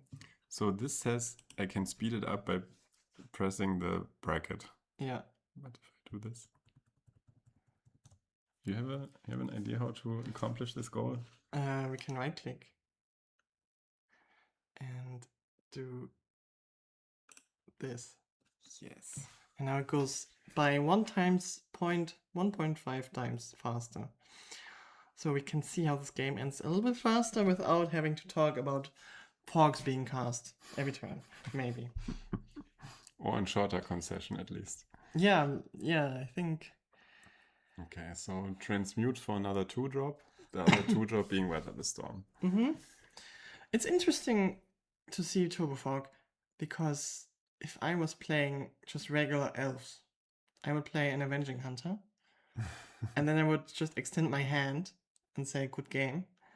Because the initiative just rolls every turn, right? And eventually they lose. Weather can help with that. Weather can help, but it seems very strong. But I mean, they make more weather life than you make the lose 5 life, right? Could be. Have you played against Fog with elves? Not Simic Fog. Okay. I think I've played against Golgari Fog, but it has been some time ago. Yeah. But elves can be quick to kill, so... Elves can be very quick to kill. You need your fogs ready. Okay, so there is new draw spells in the hand, there is new life gain in the hand, and Max is still sitting this one out. Yeah, he doesn't concede, he believes. There's Tangle, tapping them all down. I mean, to be honest, if Max has never played against this deck, it's actually good to run it through.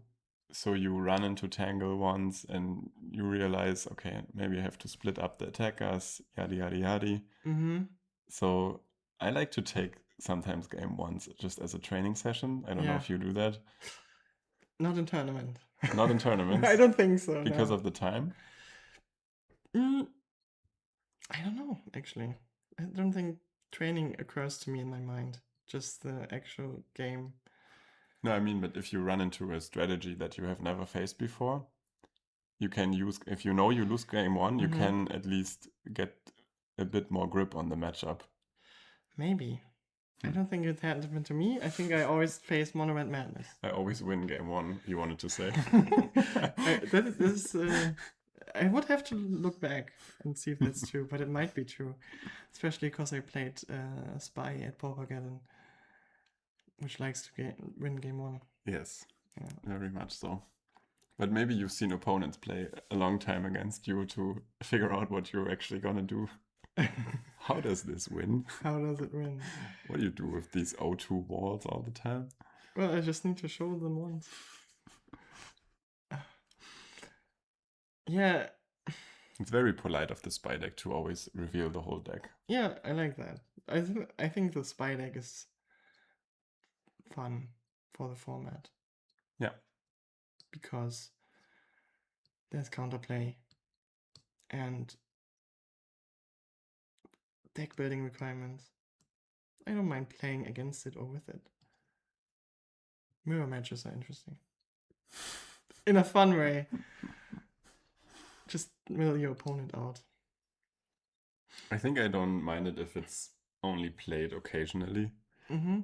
If like the whole meta was Spy or something like Cycle Storm, I think it would be a lot more problematic than if it's just an occasional deck that presents a challenge. I agree. I don't think, like, if Spy was the most prevalent deck in the format, maybe I would have more problems with it. But it's right now it's just easily hated out, right? Yeah. With decks getting more interactive and less combo-y. Yeah. Spy would probably be good against Turbo Fog. Yeah, they can't prevent the damage, they can only weather. Maybe they have something interesting in the sideboard. Okay, so Graveyard hate, but the Turbo Fog deck kind of thinning out, but there's 2 Stream of Thought in the deck, so you can always repeat. Yeah, and they go up to 50 life. I think at this point Rakdos just should concede. There's a Bonder's Ornament in the Turbo Fog list. Mm-hmm. To draw more cards. Kind of the monarch of the colorless man. Yeah. So if you want to beat Turbo Fog, you could try and exile like all the Stream of Thoughts. Mm-hmm. But I bet they're kind of protecting them, right? Yeah, it depends, right? They need to have a second Stream of Thought in hand. But can the Stream of Thought shuffle itself into the deck? No, right? Not itself, but another copy of it. Yeah, okay, that's the move. Yeah. Well, then Bojukubo kind of already does it. Yeah. I think Graveyard Hate is a good call against Turbo Fog. Mm-hmm. For the moment's pieces alone, yeah. And it's also funny, I think, to sideboard against Turbo Fog can be a real challenge because you have usually a lot of dead cards in your main deck. Mm-hmm. And then you're just happy to side in the spell bombs and such that can at least cycle with some value even. Mm-hmm. Take out, I don't know, snuff out and etc. Ah, yeah, interactive decks have dead cards. Yeah. I don't play interactive decks. Yeah, and also the interactive deck that Max plays can also throw the interaction into face, so yeah, that's true. Also helps. My interaction is in the sideboard. Game 1, I'm just saying, look, I want to win. And then I change my plan. Yeah, then I change my plan. I don't want to win anymore. I want to stop you from winning. You know, I win game 1, And then when you're on the play, I have to stop you a little bit. I'm trying to make it even faster. Yes. Okay. And okay, we've been going through 35 minutes of game time, and around this how long? 50 minutes? Yes. Yeah, so we're still in game 1. Yeah, and Max really needs to save the time now to win 2 matches. Or they still see a winning chance. And maybe they think that Turbofog is gonna mill out. But they have seen the stream of thought, right? Maybe they think they saw the only one. Yeah. I think this was definitely a pilot error for Rakdos. Yeah, if you know about it, then Yeah. for sure. Because with 35 minutes, okay, he's finally packing it up. He cannot win 2 games. I think it's impossible in 15 minutes. Well, on the other hand, the only way to win is fast. So at least the strategy plays into it needs to be done quickly. Yes. So winning in 8 minutes twice, maybe that's just the challenge that you need right now. I wonder. This is why I don't... Okay, here's a hot take if you want to hear. In paper tournaments are less competitive than when you play online. Because paper, there's no chess clock, right? So a slower deck can always play for time. Okay. Yeah. But that only helps you if you're ahead on the score. That's true, but I mean, the occasions happen, right? They happen a lot. Like here. Because Rakdos, if they were playing online, Rakdos would have 20 minutes left on the clock still, right? Something like that. And Turbofog would be down to maybe 10 minutes. Yeah, it becomes an option, but I think it's only possible if the opponent falls into playing it out. Yeah, for sure. Yeah. But I think if you have chess clocks, it just becomes a little bit more competitive. Yeah, that's an interesting one because I would love chess clock, but at the same time, you would have to use the chess clock to pass priority, right? And that sounds really stressful. Yeah, obviously you cannot do it in paper. Yeah, so okay. if you play online, that would be the solution. Just give everyone a laptop and play it online. That's the solution. I mean, that's what Wizards tried, right? It kind of fired back. Did it? Yeah. Yeah. Like the pro scene, especially from the US, was really unhappy with it. And now really? Huey Jensen is part of WotC and they turned the Pro Tour back to paper. Yeah, I mean, there's probably reasons to that, but in the end, I do think it's just a reason, like for me, that I don't really consider myself a competitive player, really. So, right? I'm just thinking about these things sometimes. Yeah. I think it really helps with a deck that can reliably win game 1. Yeah, if you go. But actually, it's possible with Turbofog. So yeah, maybe it helps with decks that win game 1 slowly. Yeah, like Gardens also. Yeah. Okay, so I'm looking at the sideboards. Max could bring in some Red Blast to contest the blue spells. Coercion, I don't know what it is. Spell bombs, spells, 2 of them. Coercion, that looks interesting. Can you even look at it? Amazing. Maybe a discard spell. Target opponent reveals his or her hand. Choose a card from it. That player discards that card for 3 mana. So it's a really big duress, a really big pilfer, basically. They can also choose lands. Oh. Okay, so I bet this could come in. Yeah, it could. Like if you pick a draw spell, but 3 mana is a lot. True. And then Pete could bring in Hydroblasts. Hydroblast for sure. Murmuring Mystic I don't think is needed here.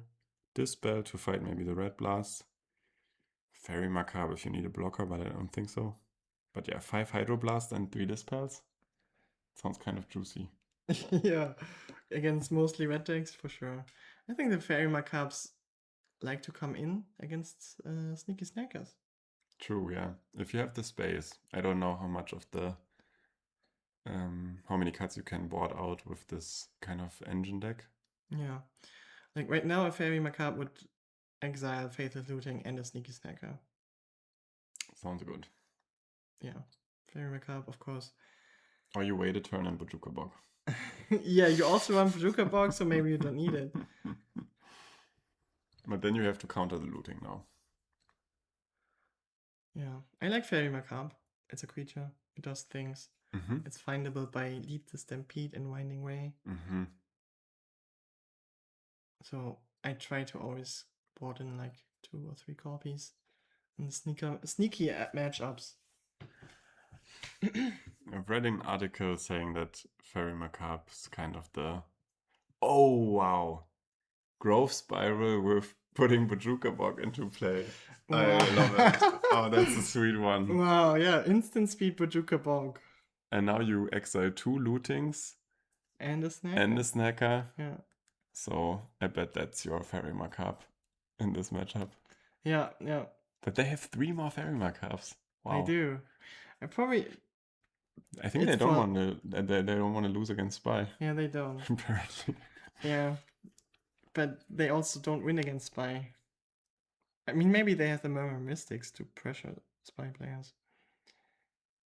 Because milling is kind of dangerous. Yeah, it's dangerous just because Lawful Giants hit harder than even without the combo. Mm-hmm. And he probably bought out some amount of Fogs. It's an interesting matchup dynamics, I think. Because Spy has a mid-range plan, but yeah, it's always a question of what to board in, board out.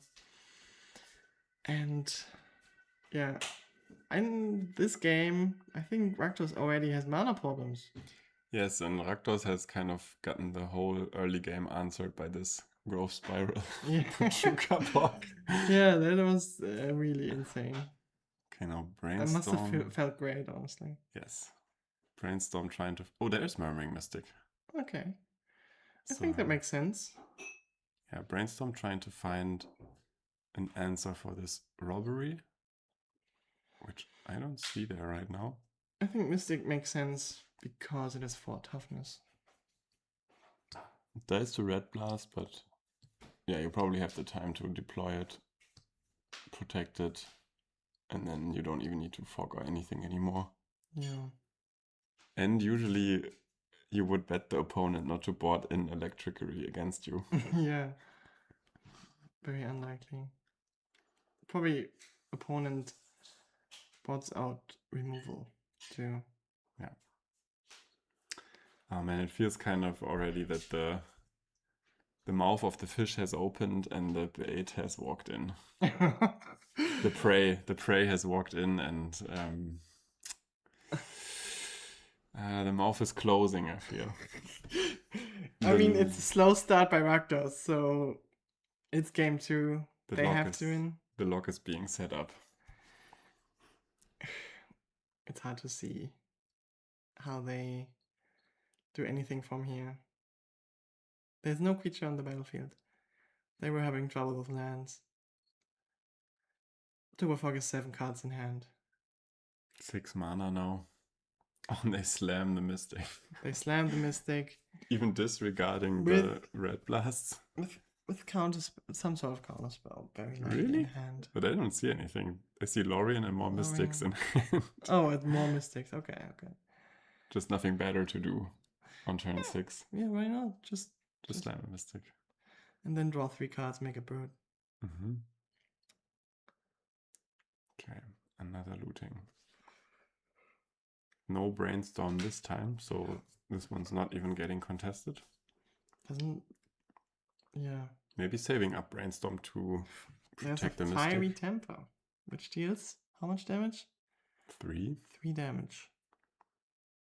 3 is not 5.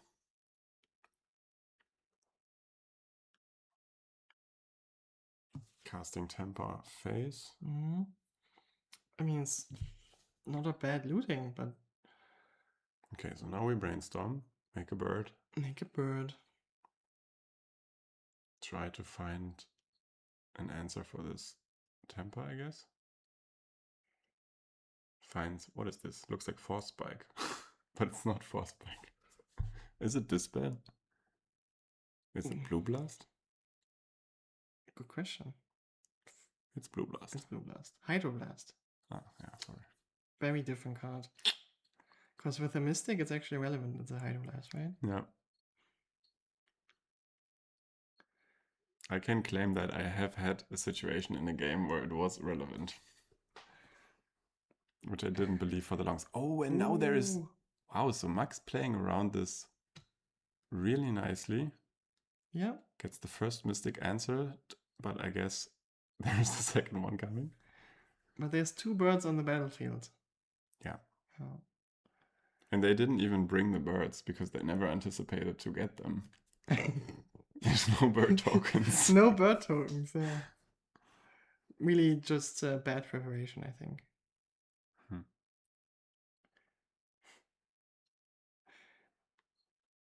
Yeah, making land drops. Rakdos has no creatures. Looking dire. And here's the next Mystic. I'm already yawning. That is what Turbo Fog does to me. Yeah, now there is a Blue Blast up. But so this Mystic. I'm planning to play Pizza Combo at some point. Which has with an elf. It has elves. Yeah, it has elves. Elf pizza. And funnily enough, there is one card which is good against Turbo Fog here with the pizza combo, which is Hawkeye's Bow. Because you don't need to attack, right? You just need to tap, untap, tap, untap. And Fog doesn't do anything. And the bow is in the pizza deck? Well, you can add it. I haven't seen any recent pizza lists, actually. But I think Bow is a fair one-off in those decks. Because it goes around, like it doesn't need combat, right? That's what I think. Yeah. But I also haven't tried it very much. But in this situation, I would be happy to have a Bow on my devoted druid. A devoted druid is the elf of the pizza. Yeah, it makes sense. The elf that carries the pizza. Okay, but Duress and Red Blast actually got rid of the second Mystic. But yeah. Yeah, so Rakdos is preventing Turbo Fog from winning while being down 1 game here. Yes. And we're already in time, right? And also these 3 birds are actually kind of winning right now. Yeah. Aren't you surprised that this draw spell doesn't gain life? I think if it has gained 5 life on it, I wouldn't be surprised. I was thinking, does it have that or not, you know? Like Pursue the Past, it has double life gain on it. What's wrong with the Simic card? Yeah, it's strange. What did they do? 5 mana should gain some life. Was which pledge or the... What is the Golgari house again in the Strixhaven? Witherbloom. Witherbloom. Yeah. Witherbloom must be the life gain. Witherbloom has a lot of life gain. And Simic? No, what's... Quandrix? Quandrix likes to increment. Increment. Which you want to cast higher and higher mana value spells. And put +1/+1 counters on your things. So higher and higher mana, but not higher and higher life total. Yeah. Okay. I mean, they have X cost spells. So some spells say you gain X life. So there's some life gain in green, of course. But you want it to be an X spell, because then it goes all your creatures. Okay, but this is kind of telling if I ever play a burn deck against Fog. I think the rest doesn't work. It just doesn't progress your game plan, and the rest is not enough to fight. It's tempo negative, right? Yes. Yeah. And if you're down on cards anyways. I heard a wise man once say in mid-range mirrors, which this isn't, but you should get rid of your Thought Seizers, for example. Because of the tempo? Yes. I thought mid-range mirror you win on control, not on tempo. Well, what I heard is like each card is kind of the same. Yeah, true. So you spend mana and they don't spend mana, right? Mm-hmm. So that's why you usually bought it out, is what a wise man. I don't know who it was. Reduke maybe said. I don't know. But yeah. I'm not I don't play duress in my decks, so I cannot comment too much. I think duress is good if it gets something that's worth more than what you spend it. I think that's basically what you're referring to. Mm-hmm. Yeah. And I mean, here it can get a Lorien, which is worth more than a duress, but there is just 5 more Loriens in hand. Yeah. And it doesn't put any pressure. Yeah. Like, you don't want to stop Turbofog from gaining value. You want to win early, I think. Though it's obviously hard to say for sure what the right play is in these matchups. But yeah. And I wonder what Pete took out for the Mystic, for example. So did they take out the fog effects? Is Kitchen Imp not scary enough for this deck? I haven't seen any fog, I think. Or I have. Or was that Tangle? No, there wasn't. But there's no creature on the board, so it makes sense, right? Yeah, yeah. Okay. What was this game? And Max concedes. Like, I wasn't scared by the Turbofog player's hand, you know, but Rakdos didn't deliver anything, and the graveyard was just at instant speed hated against. Yeah. This was a beating. Yes, it was. And I was actually kind of decided early by this Growth Spiral Bojuka Bog. It was. Which is a beautiful play. Yes. This kind of play would draw me into this deck. Yeah, actually no. If I cannot win on turn 4, then I don't want to play the deck. That's my opinion, at least. Okay, if you cover me for 1 second, I can show the Lega standing. Mm-hmm. Yeah, so that was match 5, round 5, table 1 of our Lega Pauper Lipsia, stage 1. And we've seen Turbofog vs Rakdos Madness. We've seen Mono Red Madness versus Dimir Control, and we've seen Booby Storm versus Boros Tribe. So, as you can see, we have different decks at our tables, and really any deck can win at our league. Any deck can go 5-0, seeing as Turbofog gets their 5-0 finish here. And it's really a pleasure every time to see everyone play and have a good time. At the top tables, they have a good time. At the bottom tables, they have a good time. And I'm really happy to be part of the league and play Pauper with everyone. Yeah. And we're happy to have the next Lega stage ahead of us. Yes. In actually 3 days now. Yes, exactly. And if you haven't already, check out legapauperlipsia.de. We also have a beautiful blog section where you can find all the reports of the past. I've already started my blog post for the league, for the upcoming league. Nice. Yeah. You're gonna have one every time now? Yeah, of course. I'm gonna play an elf deck every time. Yes. I'm gonna do a blog post. Yes.